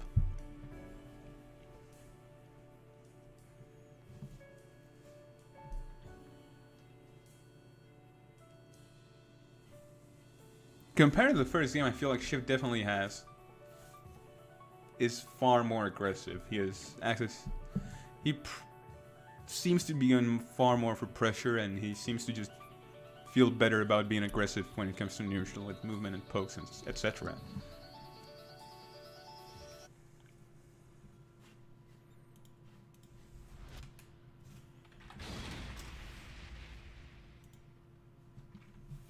Okay. And Shift goes for Kazumi? Oh, very unexpected switch. Now Kazumi, this is a family fight. I know it was family fight before, but this is domestic violence.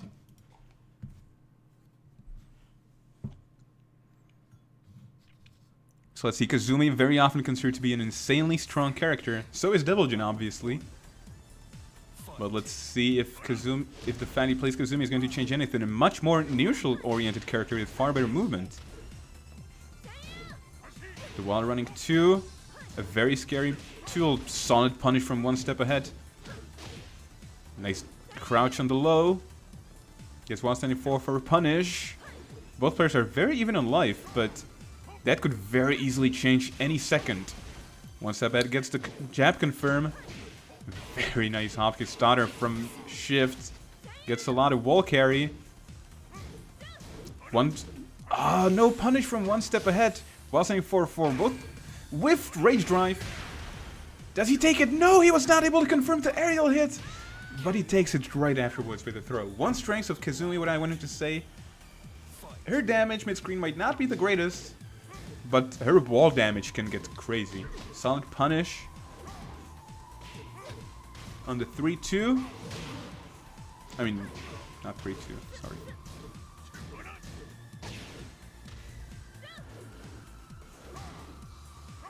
But her wall damage is so not only big, but it's also extremely stable. Now 4-1-2, that was a thing. And one step ahead was able to just get a lot of momentum going in the second round. Shift is just one round away from losing this. Gets the wall running too, pushes one step ahead, slightly closer to the wall. Kazumi definitely wants the wall. Okay, let's see what the setup is gonna be. Shift naturally binding, accepts the hit, accepts the low, but he's so low on life. Oh, a big damage poke. This could be very bad from Shift. Let's see if he's able to be in the game. And one step ahead just takes it. The change for Kazumi did not work in favor of Shift, and one step ahead takes the set 2-0.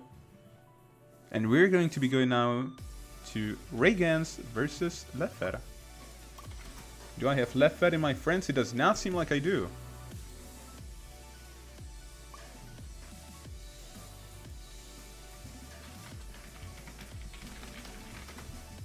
In the meantime, I'm going to be sending the invitation to Reigans, who we have also already seen on the stream already, playing Jack 7. Invitation sent. Okay, Leffer told me he's going to be adding me on Steam. So just in a second I should get the friend invitation. Leffer we have not seen just yet on Steam. On stream, I mean.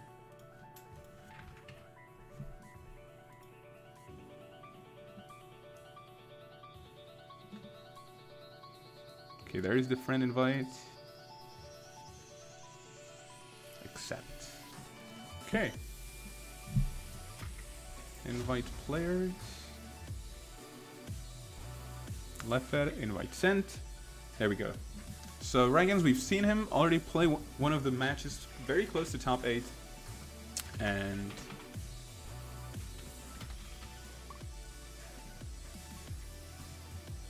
the thing that I want to say is that Reigans very much surprised me with his approach to the game, because first game he was playing against Gori, a Leo player. First game he played very patiently. He showed that there is no reason for him to overextend if Gori is just not really... If he has the life lead and Gori is not really being very aggressive himself, you could just wait it down, play patiently. Second game, it was the exact opposite. He just changed the whole pace and he forced Gori to play his own pace. Let us see, is Leffer going to have a deal with this? Have a problem with this, I mean. Is Reigans going to just be setting the pace from the first round? Or is Leffer going to be able to deal with that? Jack 7 a very strong character when it comes to a lot of things. His real problem is that you need to be a bit too consistent.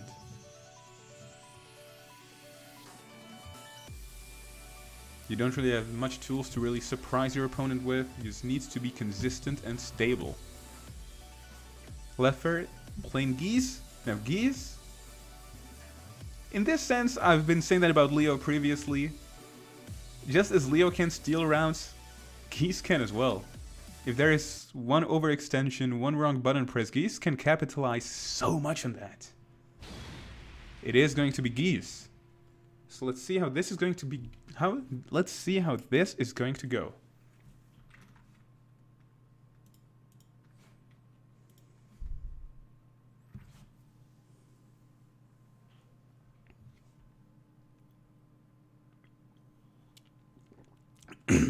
Reminder that this is loser's bracket, so the loser of this will be out of the tournament.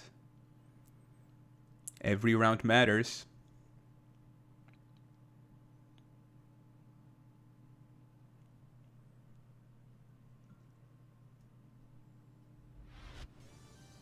Come on. This might be amusing. This might be amusing, you know what? Come on, this not might. This is going to be amusing. This is Exile League 2. This is going to be amusing. Okay, Reigans gets the damage. Delay wake up from Leffer. Nice down forward 2 from Reigans as a counter poke. Gets the wall carry. Damage has been dealt. Leffer does have access to rage, but he does not have even one bar just yet. 1-0 for Reigans. Now, Geese definitely profits from having meter, especially because of max mode cancel.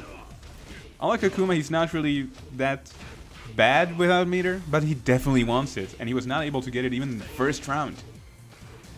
Already, Leffer is up against the wall. Damage has been dealt. He does have access to rage. Solo on life, and Raygans just pokes him out. Round 3. Fight. But now Leffer gets a stunner, gets the wall carry as well. Geese, when Geese has you against the wall, that can be so bad. His wall damage can be so scary. Goes for back throw. Gets the low poke as well. Raygans is so low on life. Raygans also gets the throw. Oh, but Raygans takes it. The pressure was a bit too much for Leffer, and I mean for Raygans, and Leffer is still in the game.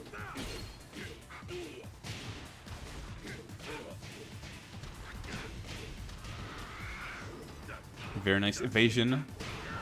On wake up, Leffer even gets the full punish, gets the full root. Oh, there's the Wall-Standing punish. Leffer is close to having 3 bars. Raygans is also very close to having rage. There's the back throw. All Leffer needs is just one clean hit. Not even clean, he just needs one simple hit. Rage drive! EX debug! Now Leffer is the one who has rage. Is he going to get... He does not get a throw. Beautiful attack from Raygans. Raygans himself gets the throw and wins first game. And ends up winning 1-0.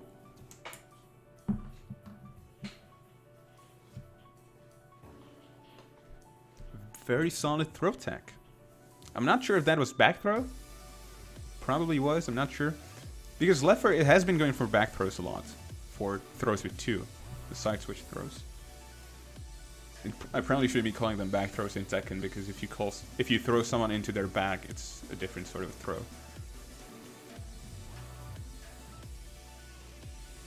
So if he's going to overuse the same throw, then obviously Tekken it is going to be much easier.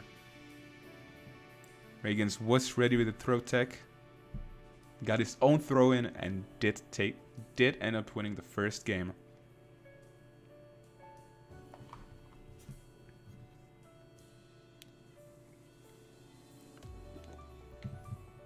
However, it definitely felt like Raygans was setting a lot of pace. Let's see if Leffer can adapt to this. Even though Jack does not really have a very good sidestep, he still has a very spooky movement. Also has big buttons, very good pokes. It's hard to sidestep him, as well as buttons often just track on different sides, so Jack can be a very scary character. Especially when he gets his own pace started. So let's see, can Leffer change this?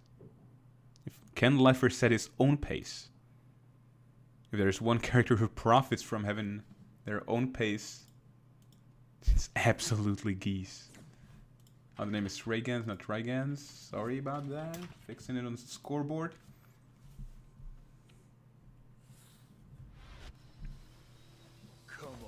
This might be amusing, I said it before, I'm saying it again. There's no might be amusing, this is real. This is good. This is amusing. Or rather, entertaining. This is good entertainment. Okay, Leffer gets the throw. Gets check pressure, pokes with a low. Leffer having a lot of momentum. Good throw tag from Raygans once again. It's EX debug, wall break. And ends up taking round 1. Round 2. Fight. Gets the wake up low kick, gets the stunner afterwards. Raygans did try to go for a very risky low. Oh, beautiful punish with the down forward 2.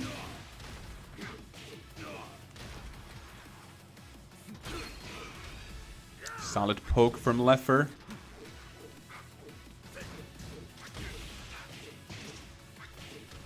But now Raygans is the one who gets a lot of damage when with the pokes. And as I said, Leffer gets in, gets the throw, and evens up the score 1-1. Round 3.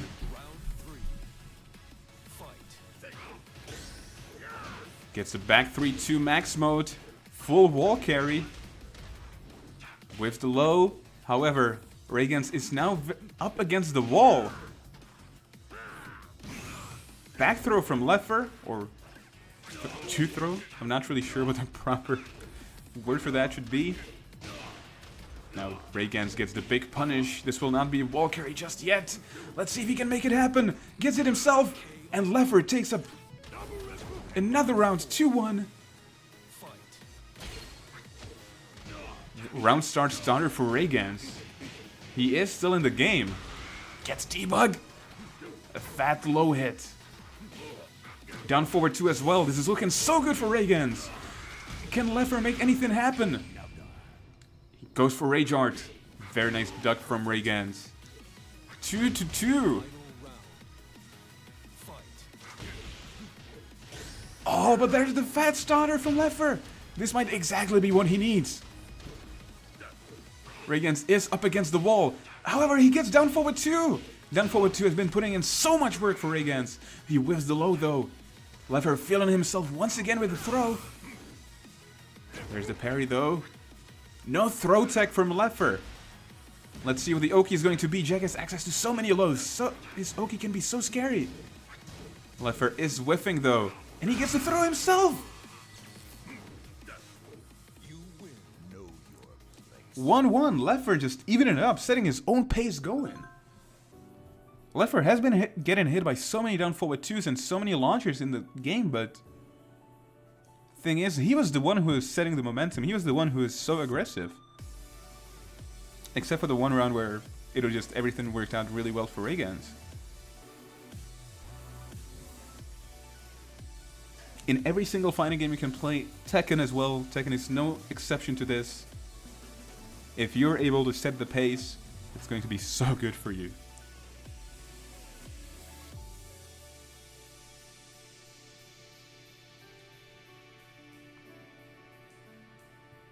So let's see. The second game, both players were very aggressive. It felt like both of them really wanted to set the pace, so there were a lot of scrambles and a lot of just throwing out a lot of starters. So let's see if that is going to be the approach once again. One of the advantages of playing Netplay Tekken tournament like this is that there's a lot of downtime between matches, so you can just sit down, take a breather, ask yourself what is wrong, what do I want to change. Everyone always recommends this, even in offline tournaments. After your set, like not the set after the game, don't press the rematch immediately, just sit down, take a breather, ask yourself what has gone wrong, what has gone well. But playing offline just motivates you to just mash that rematch button, just go in. Or in the case of Tekken, just pick the character again.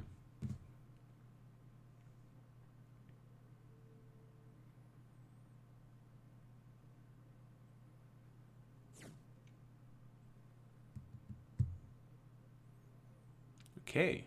Geese once again is going to be saying that this might be amusing, but as we all know, this is mad entertaining. No, instead he does not say anything. Fight. Is this Genshiro? Okay, solid start from Rayguns. Rayguns pushes Leffer next to the wall. The damage has been dealt. However, Leffer is able to poke Rayguns out. No punish on the wall, standing 2 starter. Leffer is already solo on life, has access to Rage. He does have access, he also has 1 bar, but Rayguns takes round 1.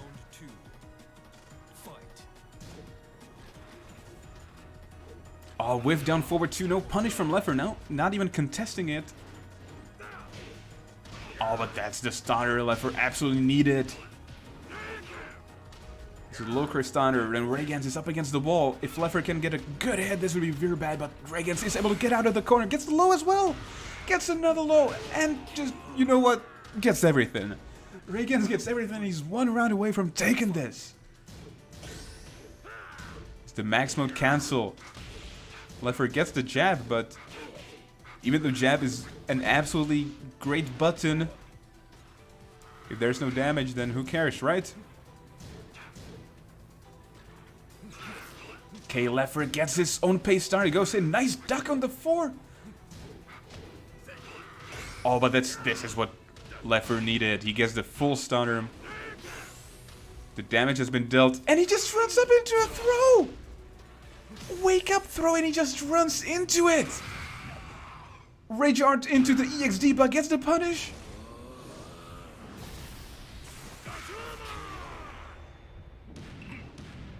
And Leffer is still in the game. He is still alive. 1-2. Oh, beautiful punish on the while standing 2. Gets the low afterwards as well. Raygan's already having significant life lead, getting even more and more significant. Oh, this is looking so good for Raygan and so bad for Leffer, but he gets the low starter. He drops the combo though. Gets the throw.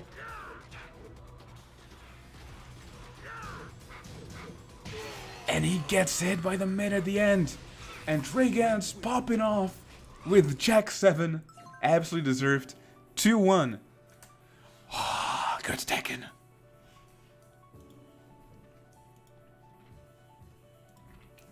Raygan's 2, Leffer 1. So we're going to be going for Pika versus One Step Ahead. Let me invite them real quick. One Step Ahead, invite sent. Pika, invite sent.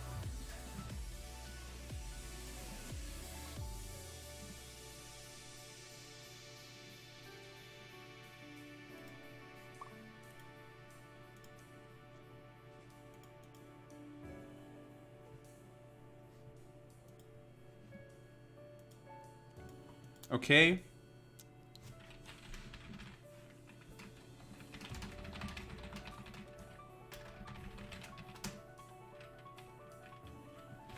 Unfortunately, I just got a message from Pika that he's asking me to DQ him. He's not able to continue, got unexpected stuff. Very unfortunate.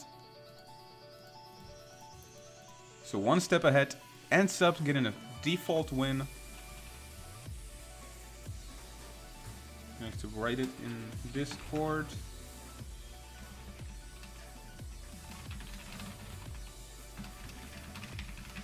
So, instead we're going to be going into Gabbro versus Raygan's.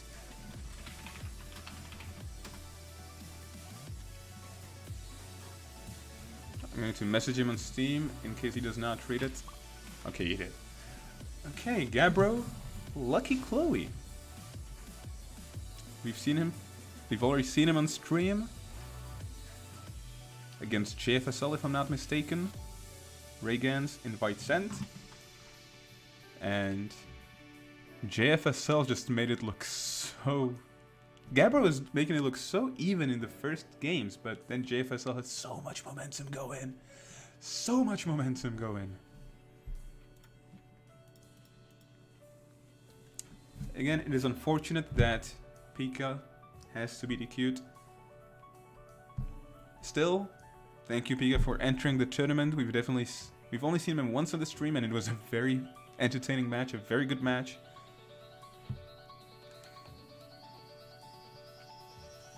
However, sometimes these things just happen. So the winner of this will be advancing into loser semis.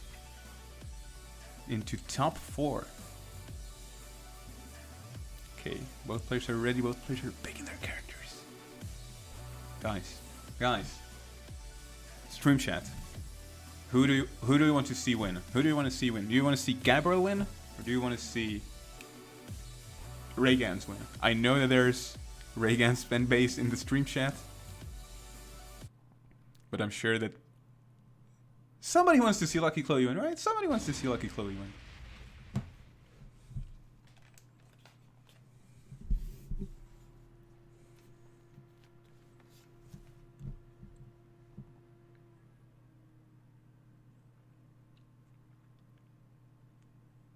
Lucky Chloe very often considered to be one of the weaker characters of Tekken 7. Weaker, meaning she is very weak compared to the rest. However, still from what I heard, a lot of people consider her very solid, just not rewarding very much. Jack 7 on the other hand, strong character. You can see him so very often in top 8 at various events.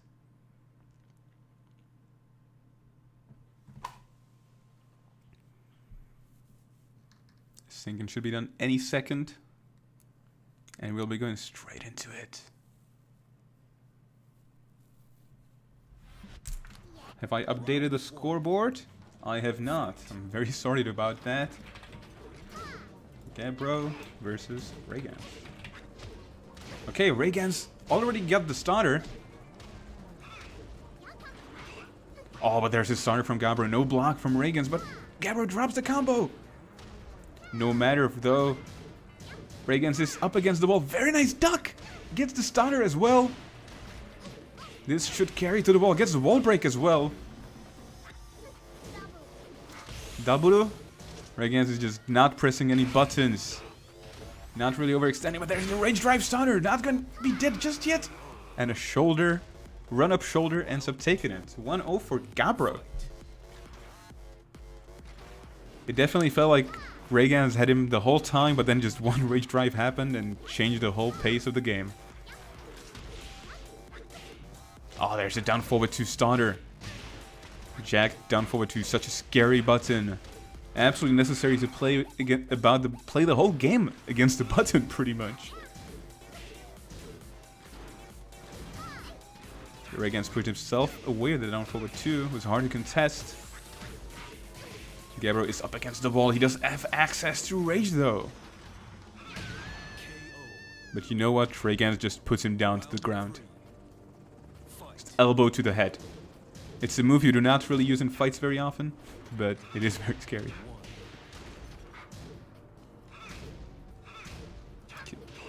Reigans, a lot of pressure. Gets the throw as well. Gets the low right after. Everything is working out for Reigans. He's absolutely in Gabbro's mind when it comes to mix-ups. And he gets the mid starter as well. Reigans 2-1. I said before that first round looks so good for him, except for that rage drive, and he's showing the same thing right now. But as I say it, Gabbro has done a lot of damage with simple pokes. Down forward 2 starter. Reigans carrying Gabbro to the wall. Let's see what the mix-up is going to be. Solid block from Gabbro. Gabbro is not able to get out just yet. Throw did not end up working. A huge overextension from Reigans, but no punish from Gabbro. And Reigans ends up taking it 1-0.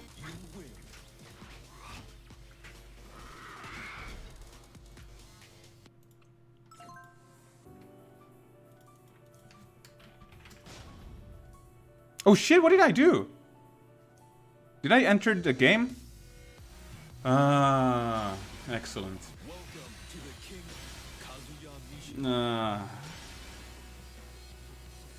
I'm sorry, stream. You must win.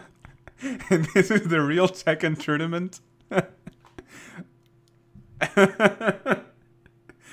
I'm just gonna be holding forward and just kill me fast. I'm sorry to the players. This must suck for the players because they're focused on the match. Reigans just killed me. It's such a shame that you control Tekken while with your keyboard. It also sucks that I must hold forward because I just realized what happened. Kisamada? Round 1. Fight.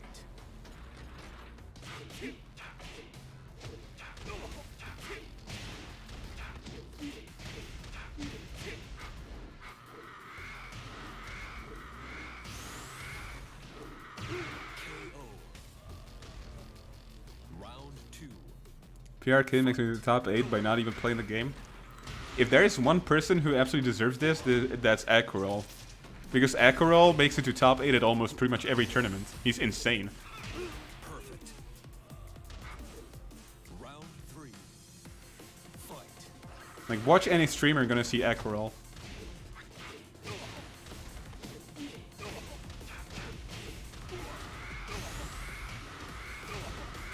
Okay. Very nice triple perfect. I think it was only double move. But...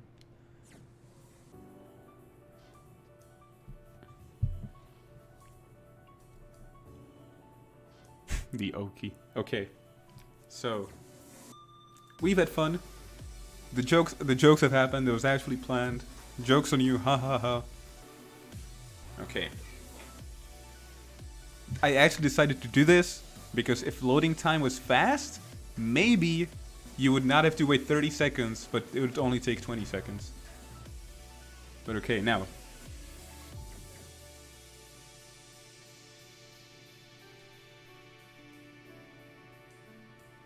Back to the tournament. I'm sorry to the players for this happening. So I can imagine that it can annoy the players, just throw them off a bit. However, skip Q would be too good. Zoki, the technology is just not there yet. The technology for that is just not there.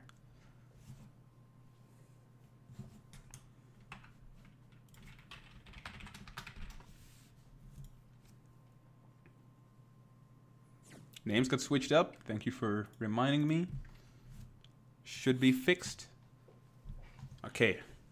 Talking about the match. It definitely felt that Ragans had a lot of momentum. It was very hard for Gabbro to get anything started. Last round there was a lot of poking that resulted in a lot of damage. However... Round 1. Fight. Even though that happened, Gabbro was unable to really set the pace. Will anything change about that? Gets the poke in. Shoulder plus frames. Very nice low parry from Ragans. Very good read. Should carry to the wall. Or rather, very near to it. Gabbro does get a starter. A lot of damage has been dealt. Gabbro now playing real close this time, but he ends up getting launched. Is this gonna be enough? Goes for Rage Art. Ends up getting the combo as well. 1-0 for Ragans. KO. Round 2. Fight. A very nice armor from Gabbro. A very good trade when it comes to the armor itself. Solid throw tech. Slowly chipping away at life with the low, but that is not really very painful. A very small punish on the low. Oh, a lot of damage has just happened. Gabbro could take this round very easily. However, I said easily, but does that not mean that it's easy to do? That just means that he needs one solid hit. And Ragans 2-0. 1 round away from taking this.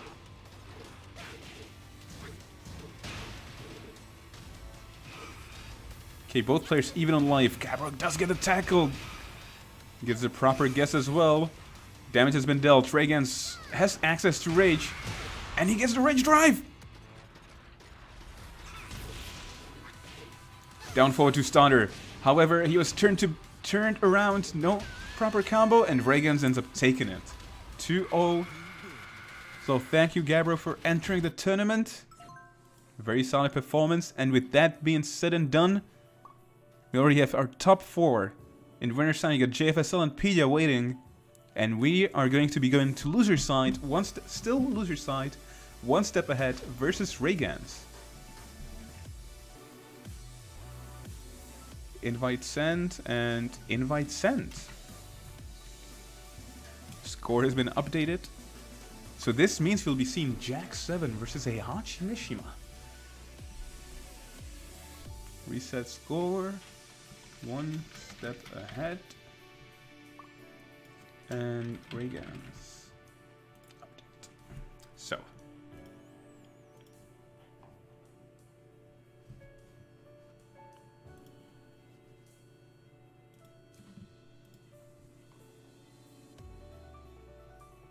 Raygan's hogging the stream cabinet, exactly. Raygan's right now the kind of guy who you go, I got next, and he just sits there.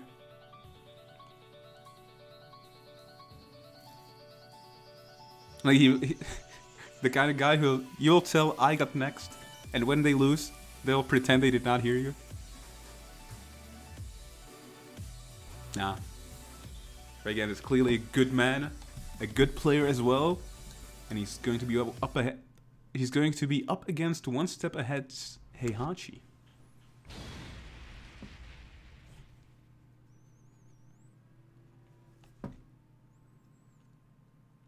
One of the Mishima characters, Heihachi very often considered to be one of the weaker ones in this game. His Hell Sweep often considered to be not really that scary, especially compared to, let's say, Devil Jin's Hell Sweep, which is a very scary and dominating tool. So let's see. How is one step ahead going to be playing around this? We've already seen him to be very aggressive. This, oh, no punish, no contest from Raygan's. Oh, beautifully picks him out. Overextends, no confirm on the jabs. Oh, so much damage in those few seconds by Raygan's. Utilizing the fact that one step ahead overextended. Oh, one step ahead gets the low parry. This should not be a true wall carry, but it will carry very close to the wall. No Oki there. Gets the plus frames. Gets the evasion during aggression. Very nice throw tech from Raygan's. Raygan's has been so on point with throw techs so far. And Raygan's takes the first round. One step ahead starting very aggressively with jabs. Gets a low knockdown. Oh, there's the wall break. So much damage has been dealt already. Raygan's needs to make something happen. He gets rage and wall split. Combo. Goodbye. 1-1. Very aggressive round start once again from one step ahead. So far what we've seen from one step ahead, he's been very aggressive on his round starts.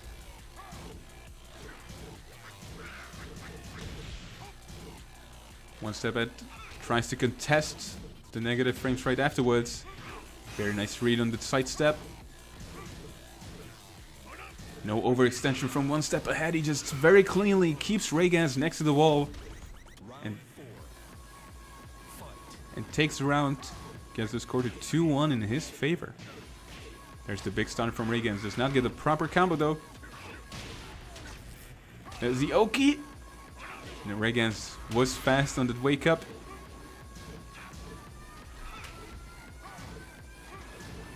One step ahead going in. Gets a lot of pressure, but he gets jabbed out of the air. Nice while standing 4, but still, this could be either man's game. Just needs one big stunner. Could this be it? He just needs one mix-up. And one final hit takes it. 1-0 in favor of one step ahead. Is one step ahead going to be the man to bring Raygan's down?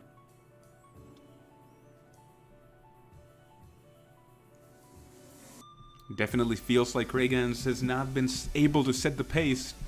Definitely feels like he's not really been able to deal with one step ahead's own aggression.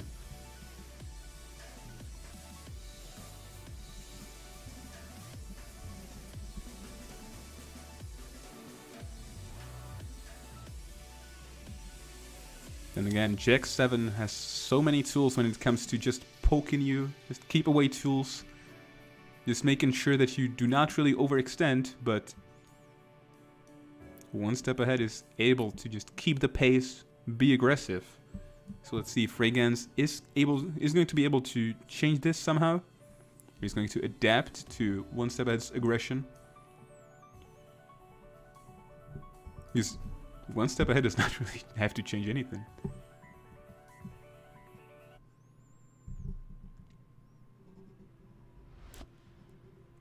Also, one thing that one step ahead has been doing greatly was just going for a very safe, very rewarding offense. Not really overextending very often, not really trying to go low, just try to overextend and just keep the pressure up. always been very good space to be ready to go in.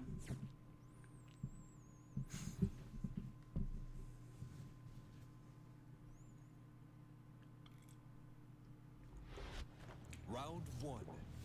Okay. Fight. Rasa crouch jab. Reagan's just going, you know what, this time you're naturally going to overextend. On round start. Gets the throw. Oh, gets the whiff punish as well. This should not kill just yet. Oh, it does. The low wall hit ends up taking it. 1-0 in favor of Reagan's. Could it be that all I've been saying is just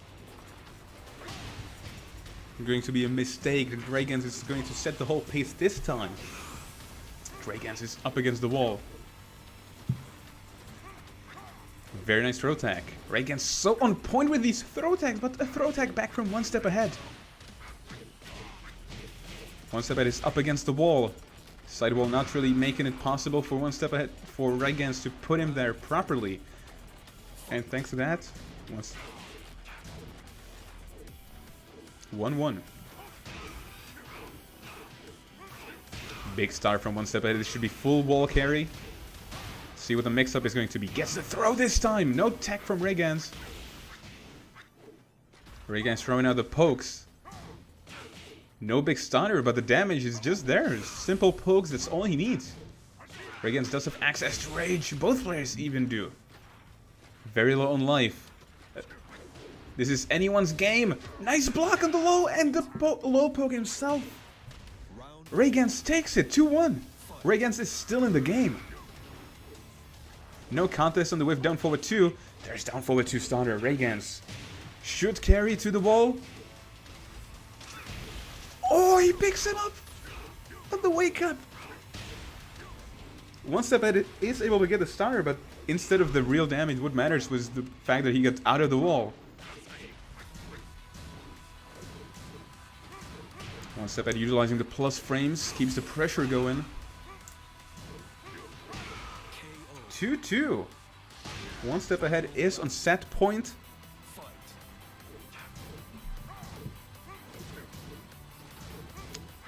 One step ahead using the plus frames. Oh, nice punish. Both players very even on life. Gets the float combo as well from the jab. Does he get the punish? He does not get the punish, but he does get a throw. The damage has been dealt. One step ahead, so close to losing this game. And Reagan's takes it 1-1. Elbow to the head, baby. That's all he needed.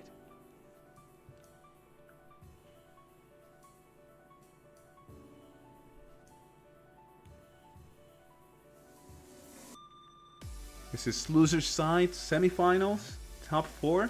The winner of this will be advancing to losers finals.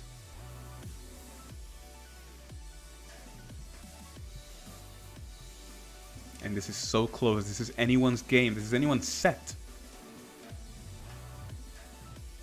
I was saying the first game that it was up to Reagan's to deal with the pressure, to deal with the momentum, to deal with the pace that one step ahead has been setting, but not even but.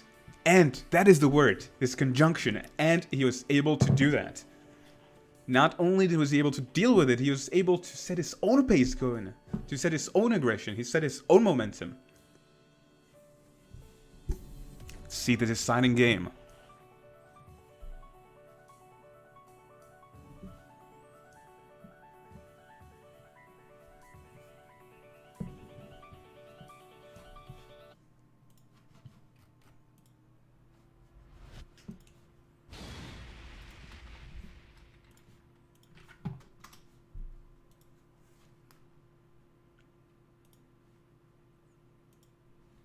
Okay.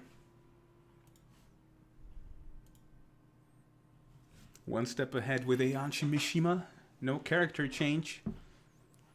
This stage has access to a lot of wall breaks theoretically. Round 1. Fight. Okay, Reagan's wins the round start very aggressively. Gets the stunner as well afterwards. This is very good for him already. Gets a simple low on Oki. But one step ahead is able to get out. Gets another low poke, but down forward 2! Down forward 2 has been putting in so much work for Rayguns the whole tournament. Not just this game, like every single game we've seen, down forward 2, obviously it's putting in the work for every Jack player because it's such a scary button, but it's been working out for him so well even this time. Oh, there's the float combo from a jab! Should carry very far. Rayguns naturally overextending for Oki, is just waiting there. Going, if you know what, if you overextend yourself, you're gonna die. All he needs is one simple poke. Keeps the aggression going. Oh, but he gets hit himself.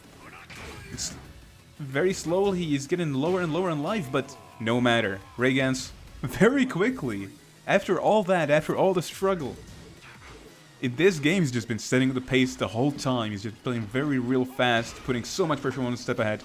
But now one step ahead going, you know what? I am still here. You're not stealing this from me. I'm still in the game. I'm going to show you how to play this. You press buttons and you kill the other character. That's what you do. One step ahead is once again in the game. Gets the plus frames. Down forward 2 from Rayguns. He does not even care. He just throws that out there.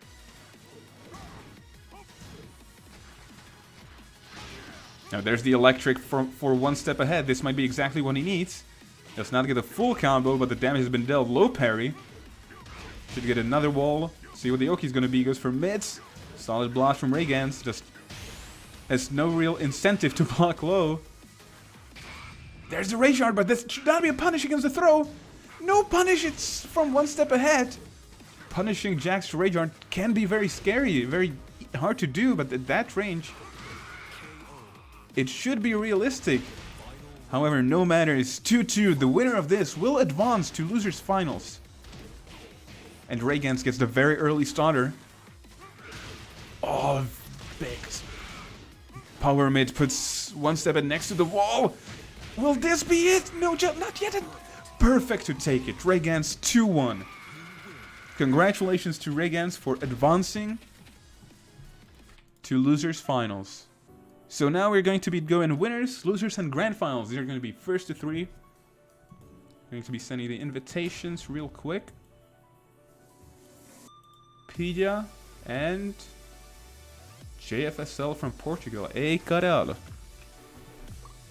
Okay, so if you have just tuned in, this is Exile TV League Volume 2, streamed on my channel for logistic reasons.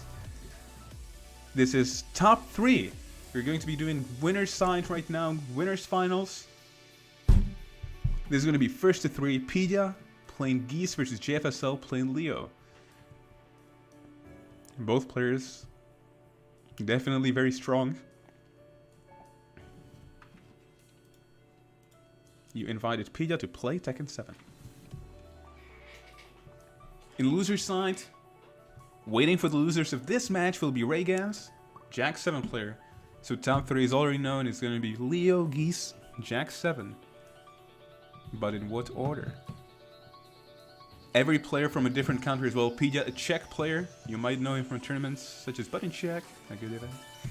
If you want to play Pedia offline, you will be able to see him this weekend at Dreamalition Derby 5 in Munich, Germany. And if you are there and you buy me a beer, I'll also be happy for that, you know. JFSL, a Portuguese player, so definitely raise your caralas. And in loser side, Rayguns, player from the UK. So there's a lot of international presence in this tournament, which is very good. Very good for an online event. Exactly what we want to see.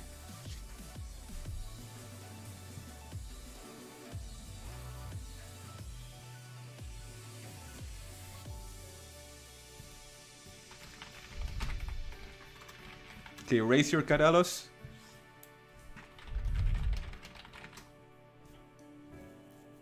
Where's the... I hear you guys like whack costumes. Is this going to be Axel? Because Pedia has a Geese Axel costume. Is this going to be Axel? I hope so.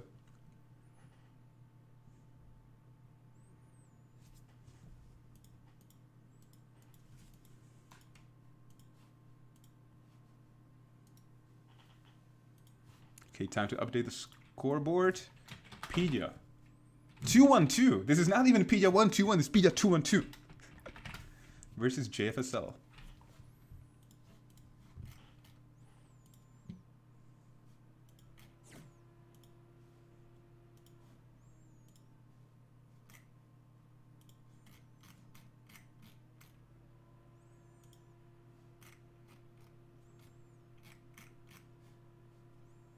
Okay. Come on. Now there it is, the Axel costume. Fight. Okay, Pidgeot gets the mid at the start, gets the pressure going. He gets a very good starter as well. Pidgeot already so much reward in every single decision he's done. But now JFSL with his own pokes, he's able to get something going. Gets the low, gets the hop kick as well! JFSL even in the buff on life a lot. Pidgeot now has Rage. There's Rage Art, is it going to work? No, Pidgeot just jumps! Was that a misinput from Pidgeot with the up back, or was that real? Okay, Pidgeot ends up taking round 1. He gets the solid starter. You know what, I'd be so happy if Pidgeot lost that to a misinput, that would be so good. I mean, won that to a misinput. Okay, now there's Magic 4, counter it. But Pidgeot gets this full starter and ends up taking it on Oki. 2-0 in favor of Pidgeot. This is first to 3. Pidgeot gets the full starter. See what the Oki is going to be. Just goes for the shoulder for plus frames. No block from JFSL. A big parry whiff from Pidgeot, but no matter. Oh, there's a good starter from JFSL. So far, a lot of hits have just been big starters. Oh, there's another big starter, but the drop from Pidgeot.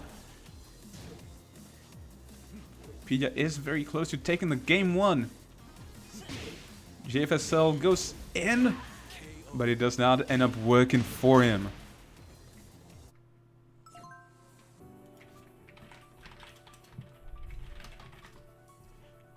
(1-0) in favor of Pidgeot. Okay, this is first to 3. I am going to update that on stream. The tournament stage on scoreboard is going to be saying winners finals now. Okay.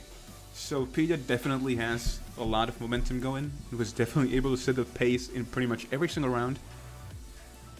So let's see if JFSL is going to be able to figure out a way to stop him. He needs to figure out something to make Pidgeot stop just going in. Because Pidgeot is definitely setting a lot of pace now.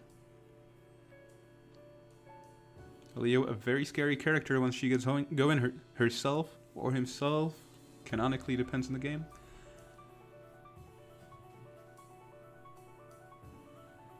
However, he needs to set the momentum. Otherwise, it's not really the scary thing. 2D is all Pidgeot needs, yet instead of Guilty Gear he's playing Tekken. Who would have thought?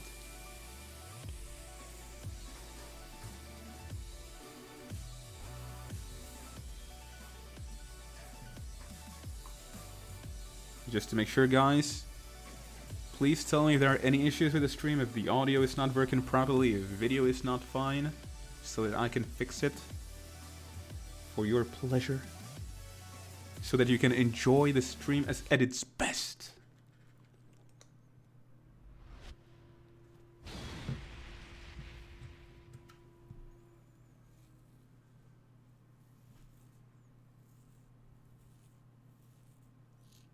Once again, going for Arctic Snowfall.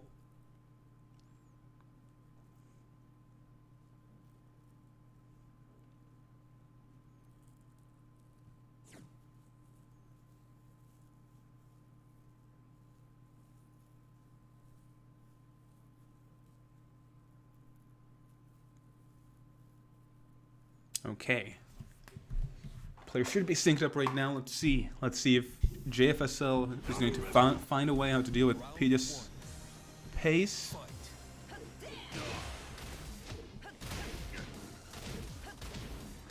Maybe, yes. JFSL gets a very big stunner right at the start. Very nice pressure. Gets so much damage done. With simple mids. Pidgeot ducking very often. And JFSL utilizing that. Pidgeot gets the stunner, but the damage is just not there yet. A lot of damage done from JFSL. Pidgeot does have access to Rage, but JFSL goes in and takes the first round. This is exactly what I've been saying. Leo, a very scary character. Once the momentum is there, once the Leo player is able to set the pace, a monster of a character at that point.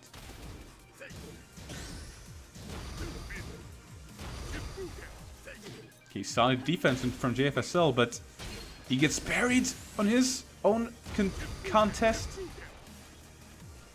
Pidgeot just throwing TK fireballs. And evens up the score to 1-1. However, Pidgeot no meter this time. He is far from having even one bar. So if there's a moment for JFSL to set the pace, this is absolutely it.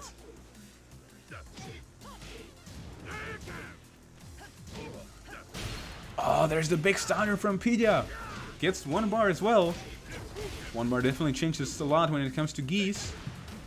Gets the counter hit and sidestep 3 as well.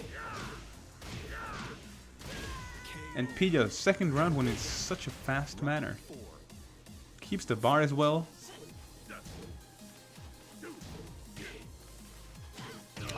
There's the low from JFSL.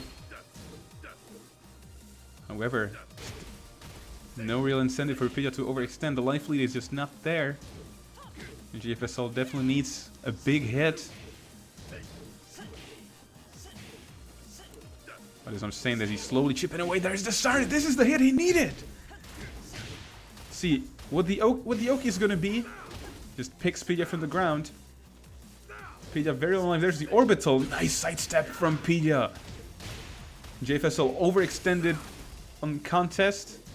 A very scary thing to do very often against Geese, considering he has so much. Considering his sidestep can be very good in pressure, just like most characters can be. And he has parry, but JFSL ends up taking second round.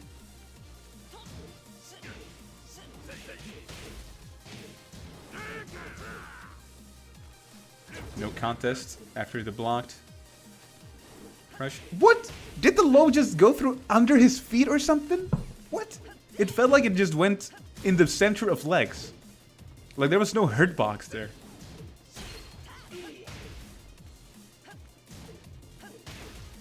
We Tekken now. This is real Tekken. Unfortunately, JFSL tried to go for a final hit, and Pidgeot gets the starter, has Rage, and takes game 2. However, much closer than the previous game, JFSL definitely is starting to be able to set the pace going. However, the score is 2-0. Pidgeot is running so much momentum, not only in the game itself, but the fact that it's 2-0 is so good for him. JFSL needs to win 3 games in a row, which might be very difficult with Pidgeot setting so much momentum. Definitely a lot of pressure on JFSL right now.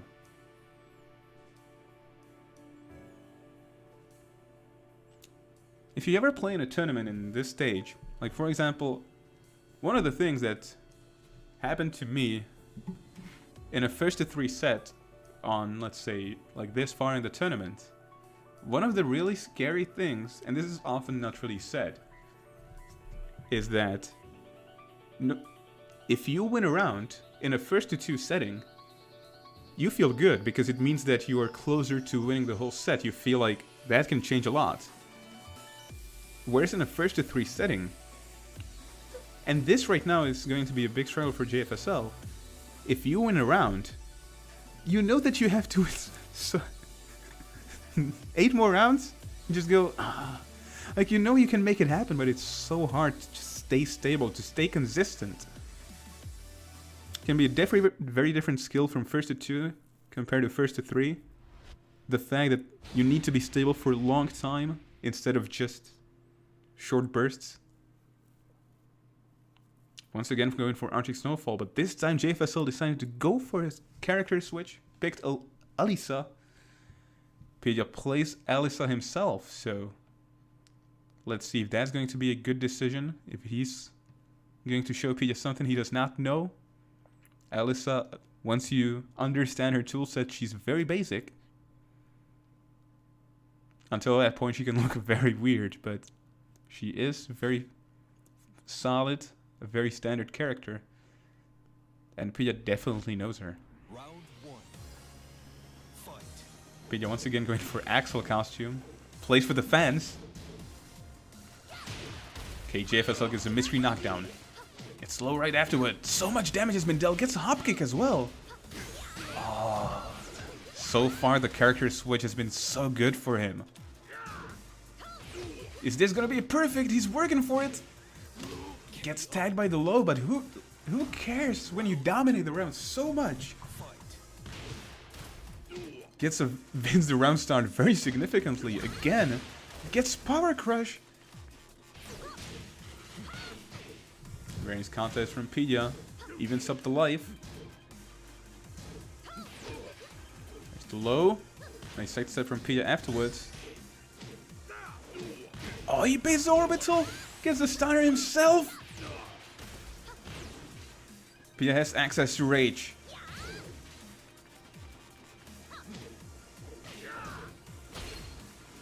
Very nice side step, but Pidgeot keeps the pressure going. Max mode cancel. Huge privilege of Axel. I mean Geese. Baits the Rage Art and punishes it. Punishing Rage Art of Alisa can be very annoying. Not only is it the low, but it's also incredibly active.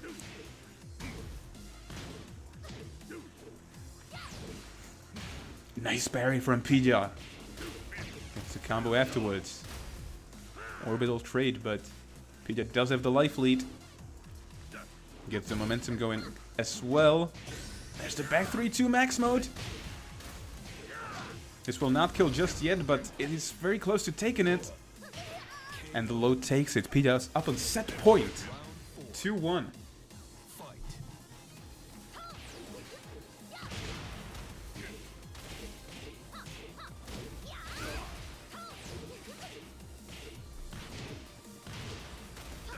A lot of damage being dealt to Pidgeot right now. JFSL goes for a low. Nice block from Pidgeot.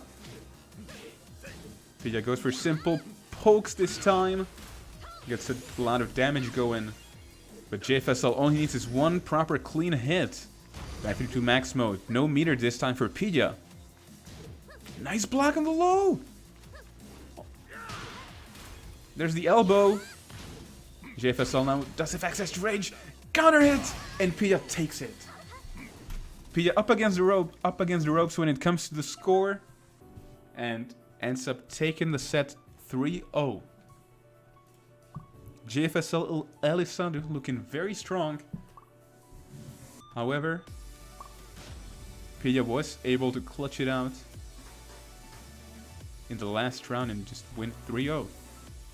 So JFSL leaving. He should not be because he's going to be playing right now against Ragans. So Ragans, invite, and JFSL invite sent. So Pidgeot does advance to Grand Finals, and he's going to be playing against the winner of this set, of the set of JFSL versus Ragans.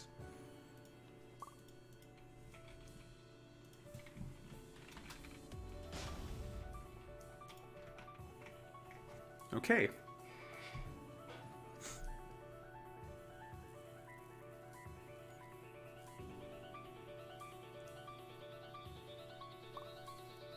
And before Arctic Snowfall, in after.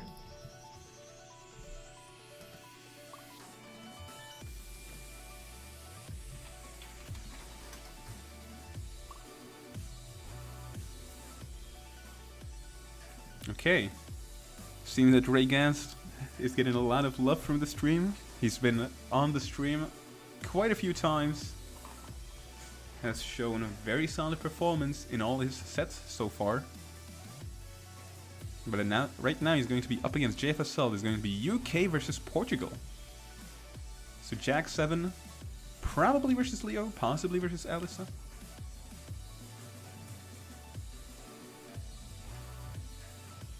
We've already seen Raygans to be very, how should I call it? I do not want to say comfortable, but rather very able to set the pace going. Very able to set varying pace, to just play slow, keep the pace in any way he wants to, just not overextend, or on the contrary, just be very aggressive. Which is a very good skill to have. JFSL we've already seen to have a lot of potential momentum. If he's going to play Leo, that's definitely a character who's going to be profit. Instead he goes for Paul! For Pavel! Stream. As a Czech player, it is absolutely necessary for me to call this character Pavel, which is his true name. This is Pavel Phoenix. So we're gonna have Pavel versus Jack. If there is... Guys, what would the most explosive matchup of Tekken possibly be? Pavel would definitely be one. Is Pavel versus Jack the most explosive matchup?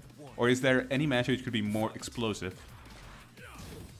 Okay, backspace for Raygan's playing very solid. JFSL not really overextending. There's the down forward 2. Putting in so much work for Raygan's. Is this going to be another set where down forward 2 just becomes the button? Pavel, obviously one of the characters who's also very spooky with us own down forward 2. Safe on block and somehow has evasive properties. Somehow. He's not gonna kill just yet, but Raygan's has so much advantage. Contests after FF4. A very annoying tool. Oh, there's no punish from JFSL. And Raygan's takes the first round. Round 2. Fight.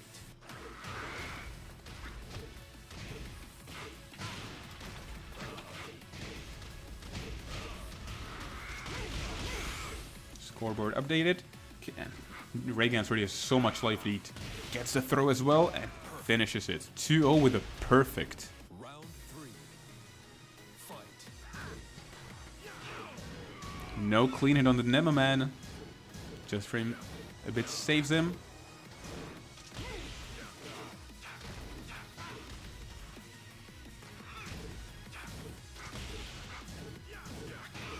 There's a back one too. Gets the full crouch afterwards. A lot of damage being dealt. Pavel, one of... I've said it before, he's an extremely explosive character. But not when you miss your demo, man.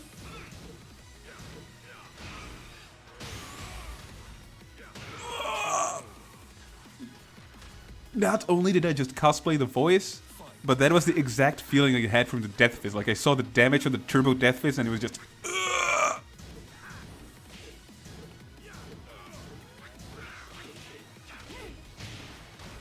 I should be a voice actor. I should just voice act in video games. Okay, no sidewalk on the forward fall, but it is okay. Raygan's is still in the game.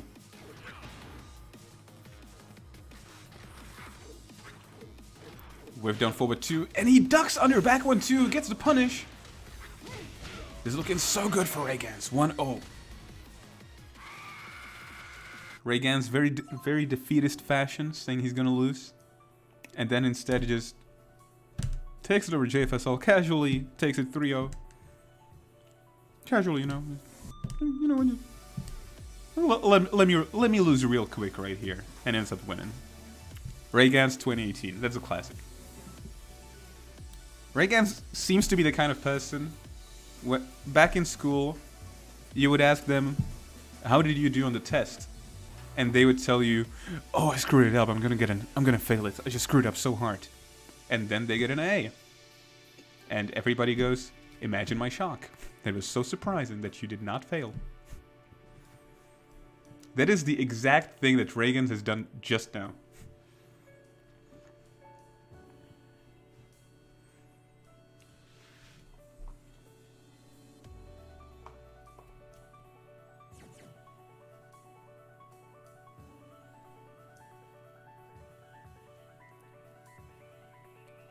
But okay, let's see. Is JFSL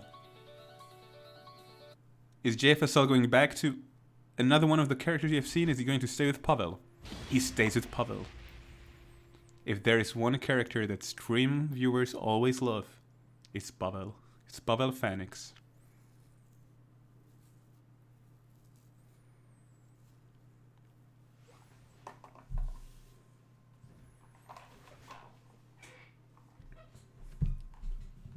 I mean, Pavel is definitely a very strong character. Very smart. Very reasonable. Round 1. Fight. Round start down forward 2. Good punish with the back 1-2. Very good punish. However, Ragans did get his own stunner. JFSL is up against the wall. He's able to sidestep away. He has his own space. No punish, not even contesting. There's down forward 2 once again. Jack 7 down forward 2 is the button of this tournament. Free. Free. Turbo Fist. Gives a foul, no ball break. Death Fist pushes him away. No punish on the hop kick. Is this gonna be it? It's not gonna be it just yet. And the slide takes it. 1-0 for JFSL. Back 1-2 for the knockdown. Oh, there's the wall splat. I mean, wall break. Nice punish on the shoulder. Could have punished better, but the fact that it was there is good enough. Since the reaction can be very hard. And JFSL just going, you know what? Just let me take this round real quick. Just, you know what? You know what? I'm Paul. I can take rounds kind of fast, you know. Forward, forward, 4. Max range. Magic for no combo after the counter hit though. Down forward 2. Solid punish with the back 1-2. An absolutely amazing punish tool. No duck on the forward 2. And Ragans gets the low. Whiffs throw. JFSL is still in the game. Oh, but Ragans gets the starter. Now, let's see what the decision is going to be. Can JFSL deal with the Oki? He absolutely can, and he even sidesteps to put Ragans next to the wall. Ragans gets the back throw. Ragans gets the low as well. JFSL is so low in life, he needs to make something happen, but this is Paul. He gets Turbo Fist, and he gets a Death Fist after. Come on, Pavel. Come on, like, what?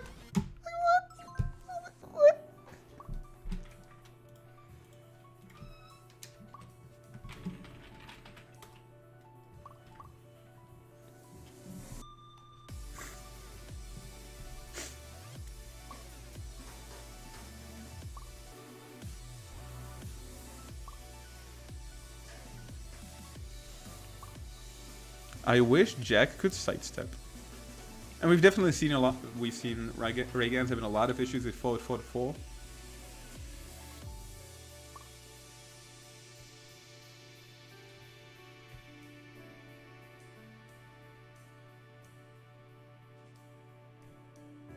So the score is 1-1.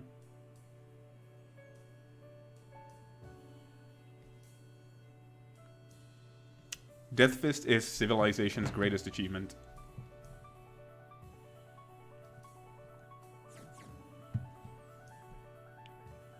Okay. So JFSL still gonna have to play Pavel.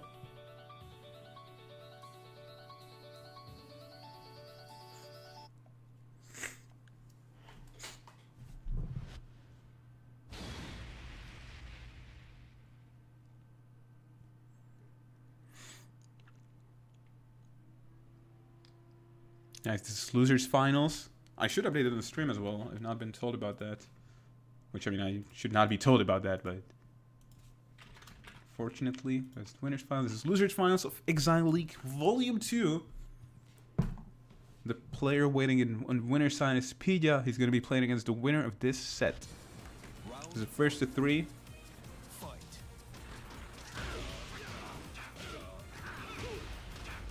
Raygans with a lot of pressure this time. Tries to bait something, but instead he just gets back thrown. He's up against the wall right now. Wall splat. Oh, but Raygans just ends up, very luckily for him, side switching. But right now, just with movement, JFSL is the one who turns him around next to the wall. Crutch dash Bree. All he needed. JFSL, you know, but no, did you went for unblockable? What? What? Are you serious? Is this man feeling himself so much right now? JFSL, come on. Just come on. This is exactly what Raygan, like, this is the feeling of Raygan right now. Like, he was, are you serious? Come on, just come on. You're gonna do that to me? You're gonna really do that to me? Let me show you how it's done. Just murders him.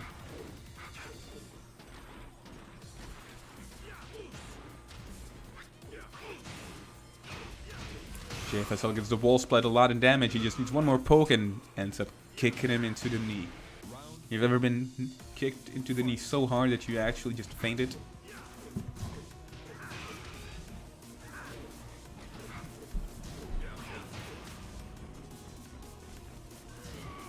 A lot of crouch dashing around. Raygans does not bite. Oh. I have no words. That was so painful to see. Oh. That was so painful to see. Oh, Pavel.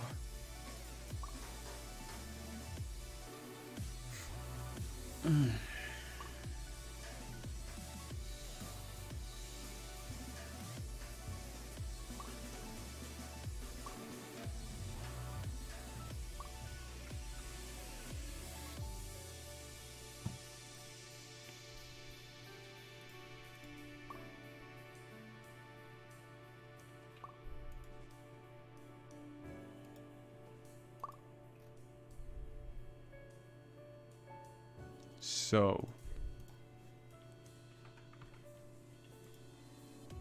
2-1. JFSL has a lot of momentum going score-wise, game-wise.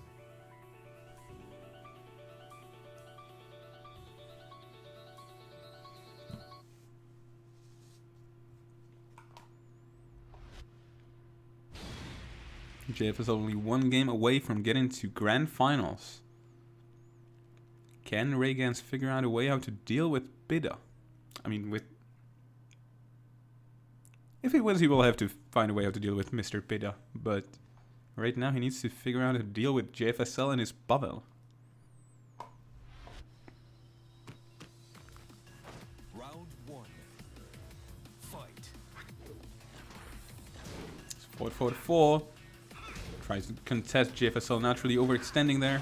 Nice duck on the back one too against the stunner. Should carry very close to the wall itself this time. However, sidewall kind of screws it up for him. JFSL is up against the wall. This can be so good for Raygans. He just needs one clean hit and instead he gets hop kicked. JFSL just jumps over him. You know, he goes, you know what? I want you to be next to the wall. So screw you. Oh, there's the Rage Art, and that should hit! It does.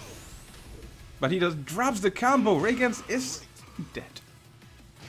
I want to say that he's able to use his Rage, but just as I was saying that, he fainted. This is family friendly, just like in Pokemon.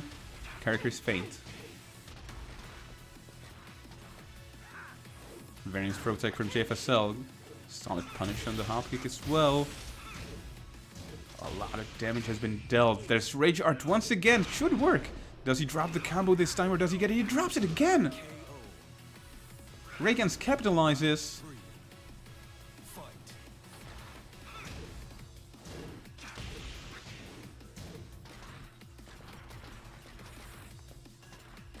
1-1.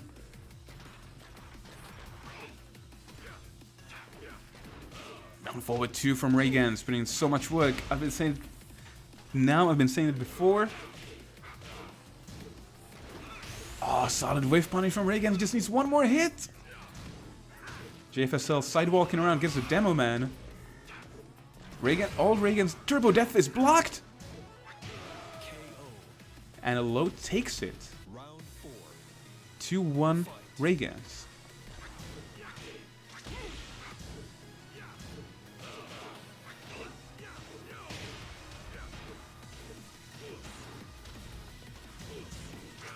Raygan's is up against the wall. He did push JFSL away, but there's no bud. He keeps going in. Down forward 2. Nice block. Nice punish with a shoulder. Oh, is this gonna kill? It is! Oh. This character! Oh. How is that reasonable? 2-2.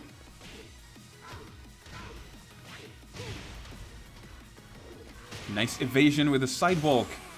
Oh, so much damage has been dealt. You know the wall combo after a Death Fist? Your wall combo is Death Fist. Rayjar, that should be blocked. That should not hit. Does he get the punish? Down for 2, no drop. And Raygan's evening it up 2-2.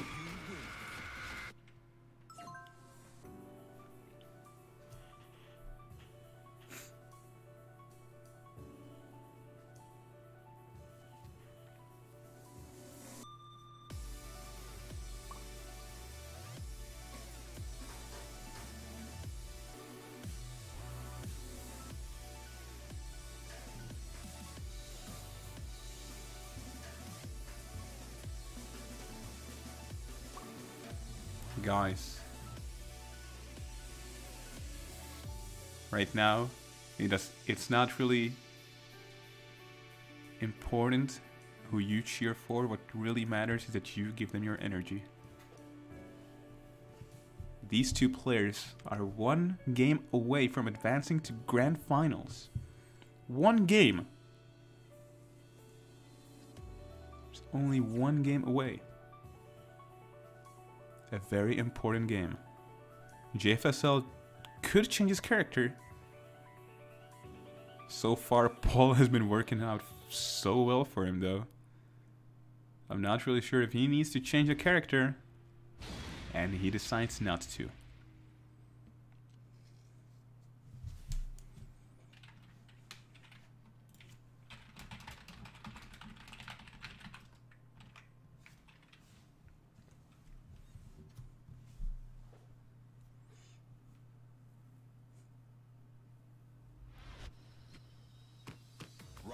Okay. Fight. A huge whip from Raygan's! JFSL uses Death Fist for the punish. That already gives him such a huge life lead. 4-4-4, no pickup though.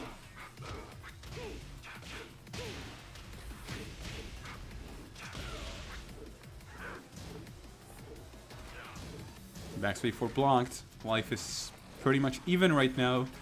However, against Paul, that means that you are in a disadvantage. JFSL ends up getting the hop kick.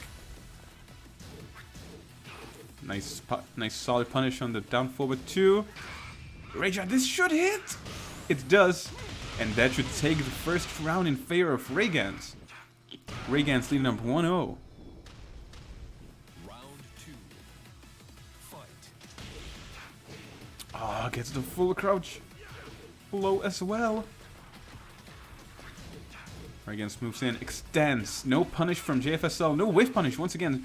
Down forward 2. The one moment he tries to go in, there's a down forward 2. Down forward 2 again. Is this gonna be it? Does the wall damage work for him? It does. Raygan's 1 round away from getting to grand finals. But JFSL does not want him to take this one round. But he gets tagged by down forward 2. A huge launch. Should be a lot of wall carry. Raygan's naturally overextending on Oki. This Oki Bambo. Nice throw tag from JFSL. Gets a demo man. JFSL is still in the game. Gets wake up kicked himself. Gets thrown. Raygan's all he needs is one solid starter. Blocks the Turbo Fist. And he needs one more hit. Is he going to make it happen? Raygan's the hero of the stream. But he gets launched. What? The wall just screwing up for JFSL, but JFSL ended up taking it anyways. Round 4. Fight. JFSL is still in the game. He can still make this happen. Down forward 2, not punishable. Ragans does get the launcher anyways, though. A lot of damage has been dealt, but he's against the wall. Solid sidestepping the JFSL. JFSL just holding him there. Naturally, the button. Just the mere presence there is so scary. No punish. But there's the Death Fist. Not even Turbo Fist this time. Nice block on the Demo Man. He was just waiting. What was I even thinking? The fact that Ragans is the one who is advancing to Grand Finals. The hero of the stream, Ragans. 3-2 against Portugal's one and only JFSL. So now we're going to be going for Grand Finals. With that being said, very well played by JFSL. Very much deserved the fact he got third in this tournament.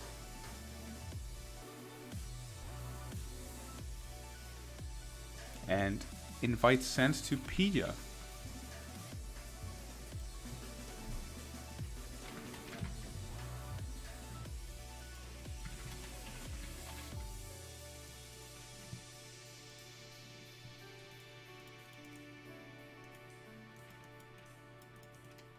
Guys, if you have just tuned into the stream, you are watching Exile TV League Volume 2. Stream itself on Exile TV. It's streamed on twitch.tv/PRKVid. My name is PRK. I'm commentating this tournament. You are going to be watching Grand Finals with Pia and Ragans. It's going to be Pia from the Czech Republic, a Geese player, well known from both the European Tekken scene as well as in the European Guilty Gear scene. A player with a lot of presence in both games. But now, could Ragans be the one to tell Pia who the boss of this gym is? Ragans saying time to finally lose? I told you guys before, Ragans is the kind of a guy, school exam, he's gonna tell everyone, oh, I failed it so hard, I'm gonna get an F, I did not answer anything. And then he gets an A, and everybody's so shocked.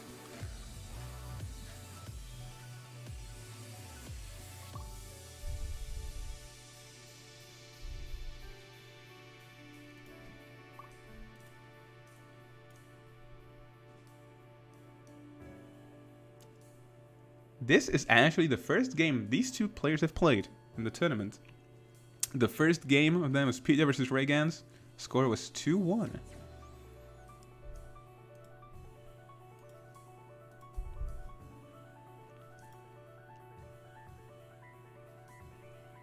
Is it best of 5? It absolutely is. Just like before, as winners finals and losers finals were best of 5, grand finals is as well. With a reset. So Ragans has to win 2 times. 2 sets. All Pia needs to do is win 1 set.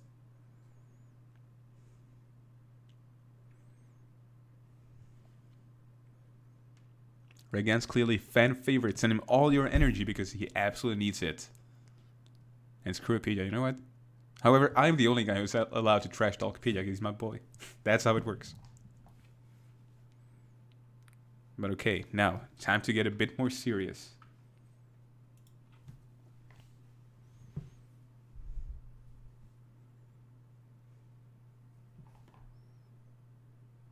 The stage is Violet Systems, Violet Violence, etc. Round 1. Fight. Pia just go in and immediately on start. He goes like, you know what, just let me go in. Pia playing point blank, does not even care about the threat of down forward 2. There's the big start from Ragans, does not get the combo, but he gets the low. Gets the power mid at the wall as well, and Ragans takes the first round. This... Why does this man say that he's gonna finally lose? Like, what? What? Who is this guy? Like, what? Nice parry from Pia. He does get Ragans next to the wall. Geese at the wall can be extremely scary. A lot of simple pokes, but a lot of damage has been dealt. Does he get a throw tech? Nope. Pidgeot gets thrown next to the wall. However, if Pidgeot gets anything going at the wall, gets the super, but not enough damage. Trade not really working in his favor, since that super is just invincible and not an armor. There's no real damage reduction. 2-0 in favor of Ragans. He just needs to win about 2 million rounds now, so it's okay.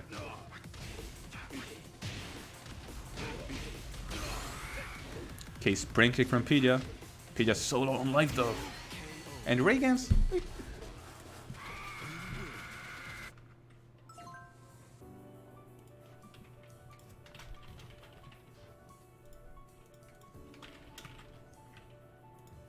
Updating the scoreboard to note which player is going from which bracket.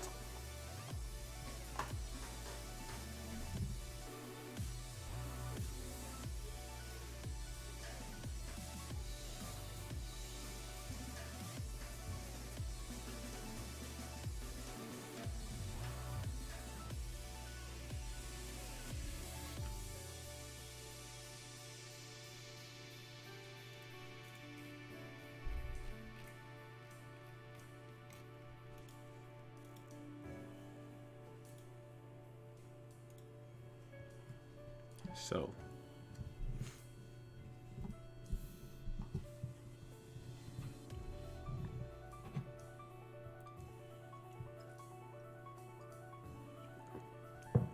Exile League Volume 2 Grand Finals, Pidgeot versus Ragans.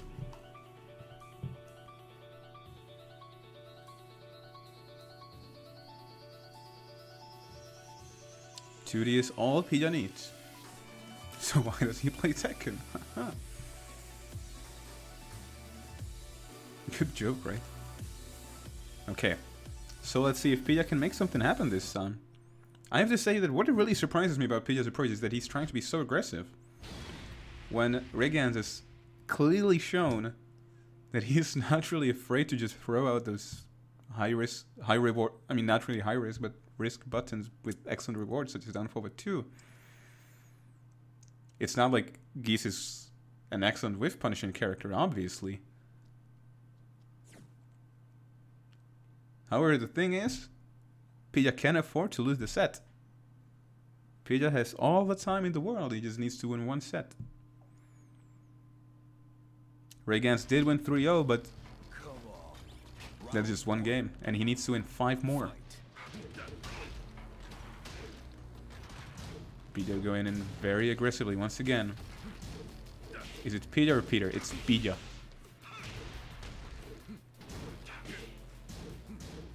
The D is soft. And before that's what she said. The I is long and the D is soft.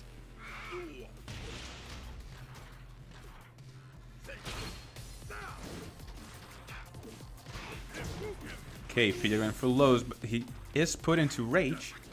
But they're so angry about this down forward 2. Pidgeot enters rage and he's going, oh, fuck this down forward 2.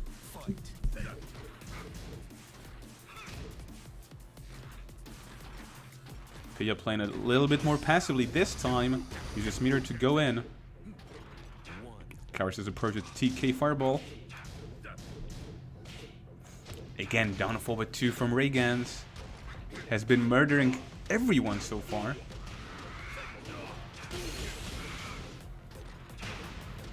Now this might be exactly what Pidgeot needs to change the momentum.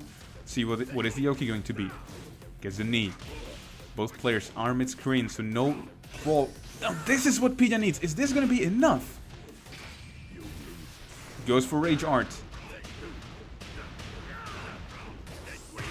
And it is enough. Pidgeot is in the game. He's making a statement. Pidgeot is back in the game. He's not going to get 3-0 this time.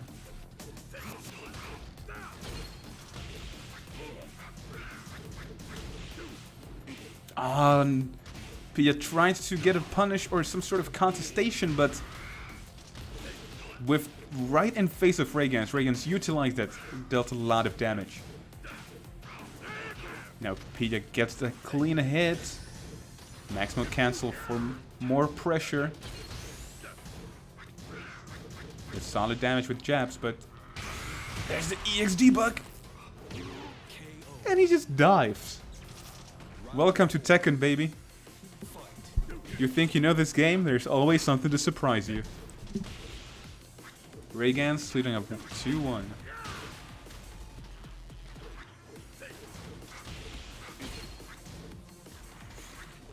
No wave punish from Pija.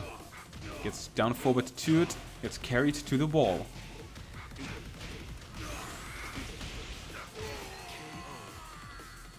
Solid performance, I cannot say anything else. Just 2-0 Raygan's. Getting a very big lead in this set. 2-0, significant lead. Pija does have to win only one set. However, if Raygan just keeps doing this, then Pija might not even get to do that.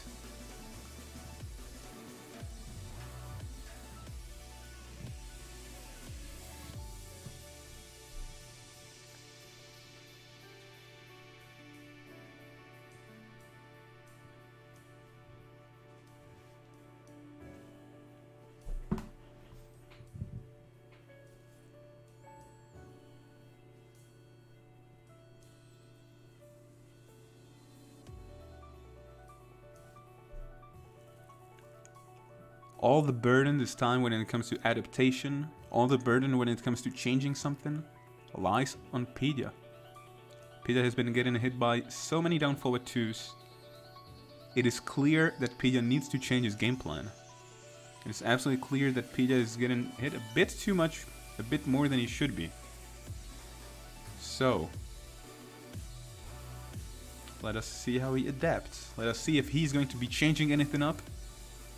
He's going to be playing more passively. He's maybe instead going to become an aggressive monster. He's obviously very much of a gorilla.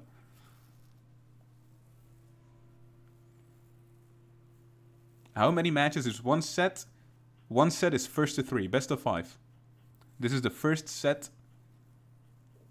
Raygan's has to win this set in order to reset the bracket to put Pija into losers. Obviously, it's necessary to play like this because it would be kind of unfair to always have the player in winner's side, always have him able to lose a set and play from losers, and then in grand finals just tell him nope. This guy was able to lose one time, but you're not.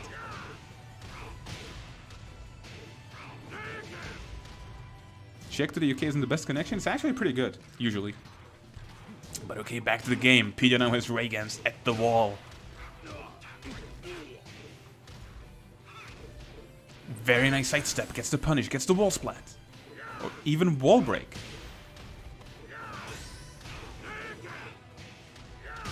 And he finishes up. Pija, very dominating performance now. Is this the adaptation he needed? Let us see. Fighting games, even though sets can be very short, it is very important to be stable, be consistent. One decision might not be enough yet, but so far it's been working so well for Pija. It's EX TKA's fireball as well and wins the round again. This might be exactly it. Pija might have found his answer, might have found the way how to be aggressive, but still, a simple down forward 2 could end up taking it. Now Raygan's gets the momentum going. Nice block and punish from Pija.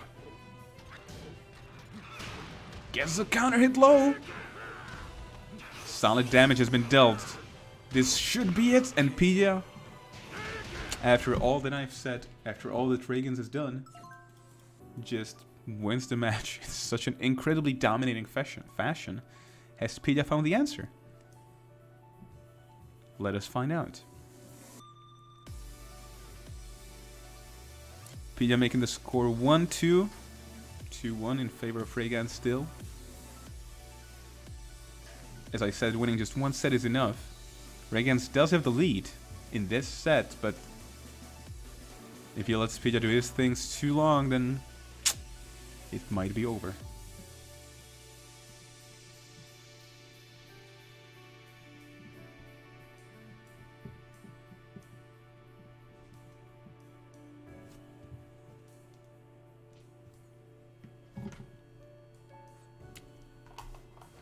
Raygan's clearly is the love of the players. Send him your energy, guys, because right now he absolutely needs it. But he has shown that he knows how to put on the aggression. Unless he is going to run into down forward 2 again.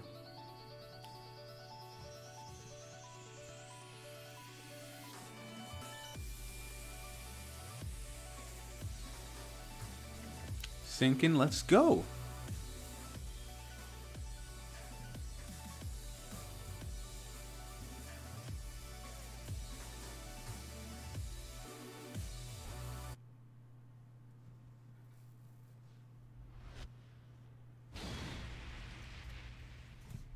Thing is, just like tools like down forward 2 can be extremely scary for Pidgeot, Geese has a lot of tools, especially once he has meter, which he can just throw out and see what happens. Example being back 3-2, which we have seen a couple of times already. On block, you get either pressure or neutral. On hit, you kind of kill them. Kinda.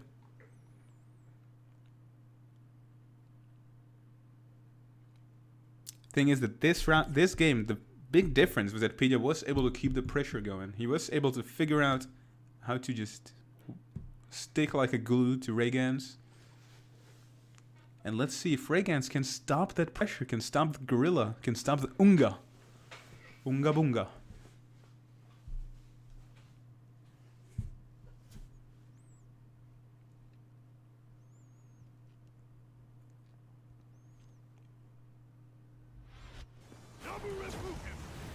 Round 1.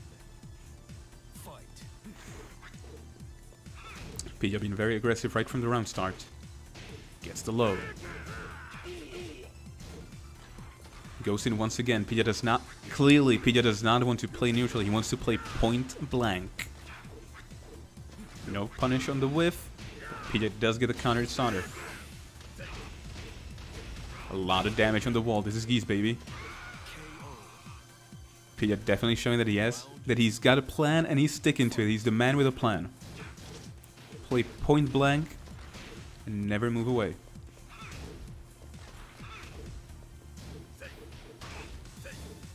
No whiff punish from Pidgeot. He gets tagged by the low, but he does have the life lead. So it might not be that important. However, he can't afford to get hit a bit too many times. Nice low from Raygans, evading the high. No max mode cancel. Pidgeot is sitting on 2 bars. In a good situation with a good starter, his damage might be very explosive. He gets a wall carry. It's wall count. He needs just 1 clean hit. And Reppuken off the ground. Round 3. Fight. 2-0 for Pidgeot. Nice counter hit starter. Should be wall carry. Once again, he has access to 2 bars. If he gets a clean hit of the wall, it could do so much. But he gets thrown next to the wall himself. However, if he parries anything, it'll be a lot of damage. Nice side step 3 low. Raygans does get the starter. Pidgeot ducks under the throw. No punish though, does not even contest. And he just gets loaded to death. Club to death. Raygans making a statement. Going, you know what, Pidgeot? You've been doing this for a bit too long. I'm still here. I'm still in the game.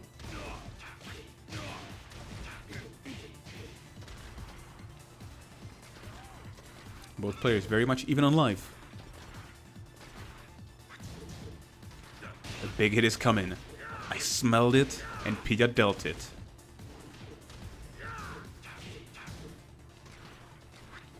Pidgeot very much on life lead. Utilizes the meter. Still has 1 more bar left. There's the Rage Art. Not gonna kill. However, it is very much going to even up the life. Pidgeot should enter Rage though. Gets back 3-2. And wins Another game. Pidya evening up the score 2-2.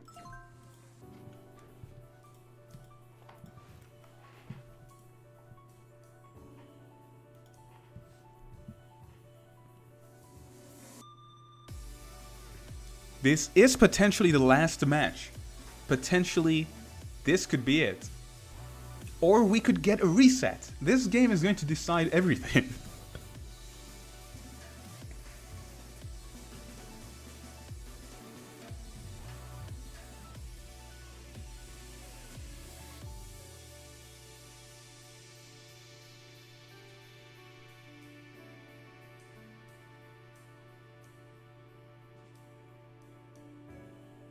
Okay, both players are ready now.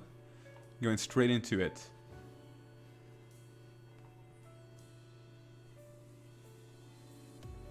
Pidya could take the whole tournament. Or Raygans could reset the bracket.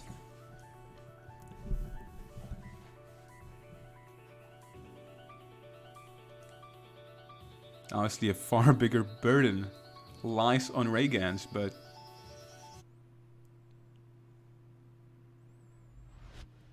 this will be spooky for both players. Because one of the things every tournament player will tell you, when the other player resets the bracket, that is so scary. It's one of the scariest things for you. Because mentally you know that you could have made everything happen. However, they took one set. Maybe they can take another. You had a plan and it did not work out. Being reset yourself in grand finals is just so scary. And it's also obviously very scary when it comes to playing from loser's side, that you still need to be on a point for so long. Come on. This might be amusing. This is not going to be amusing. This is going to be entertaining.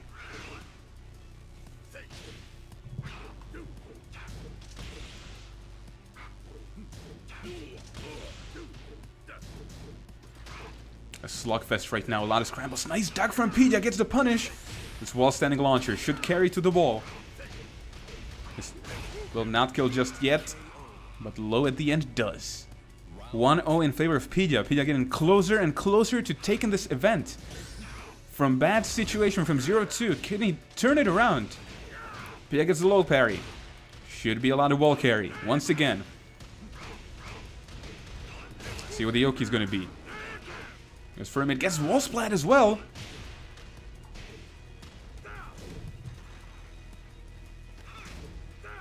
Side block from Pidya. This should be enough. And Pidya 2-0, 1 round away from taking the whole tournament. Round 3. Fight.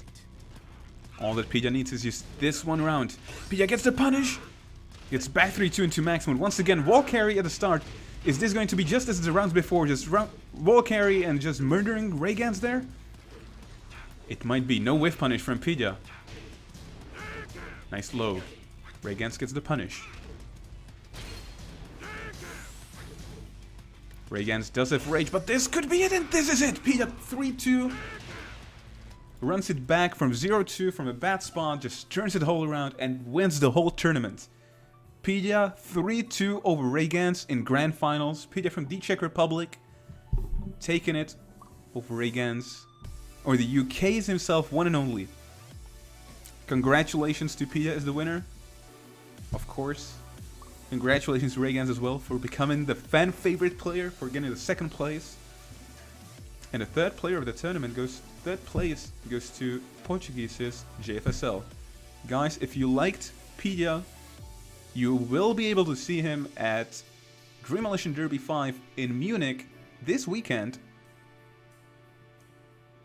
So, whether you're there or not, definitely watch out for him. Definitely take a look at the stream if you're not at the event. Either in Tekken or in Guilty or in BlazBlue. He's not BlazBlue, BlazeTag. He's very likely to be there. But it's not a BlazBlue player, he's a BlazeTag player. Thank you all for tuning in to this tournament. Hope you enjoyed it. This stream has been brought to you by Exile TV. However, unfortunately, due to logistic issues, he was unable to do it, so instead I decided to do it next tournament, hopefully enough, it'll be both of us commenting and both of us doing that, both of us doing it, or maybe someone else instead of me. Thank you all for tuning in. Hope you guys enjoyed it. And I think I'll play something myself. But first, I'm gonna get me something to drink.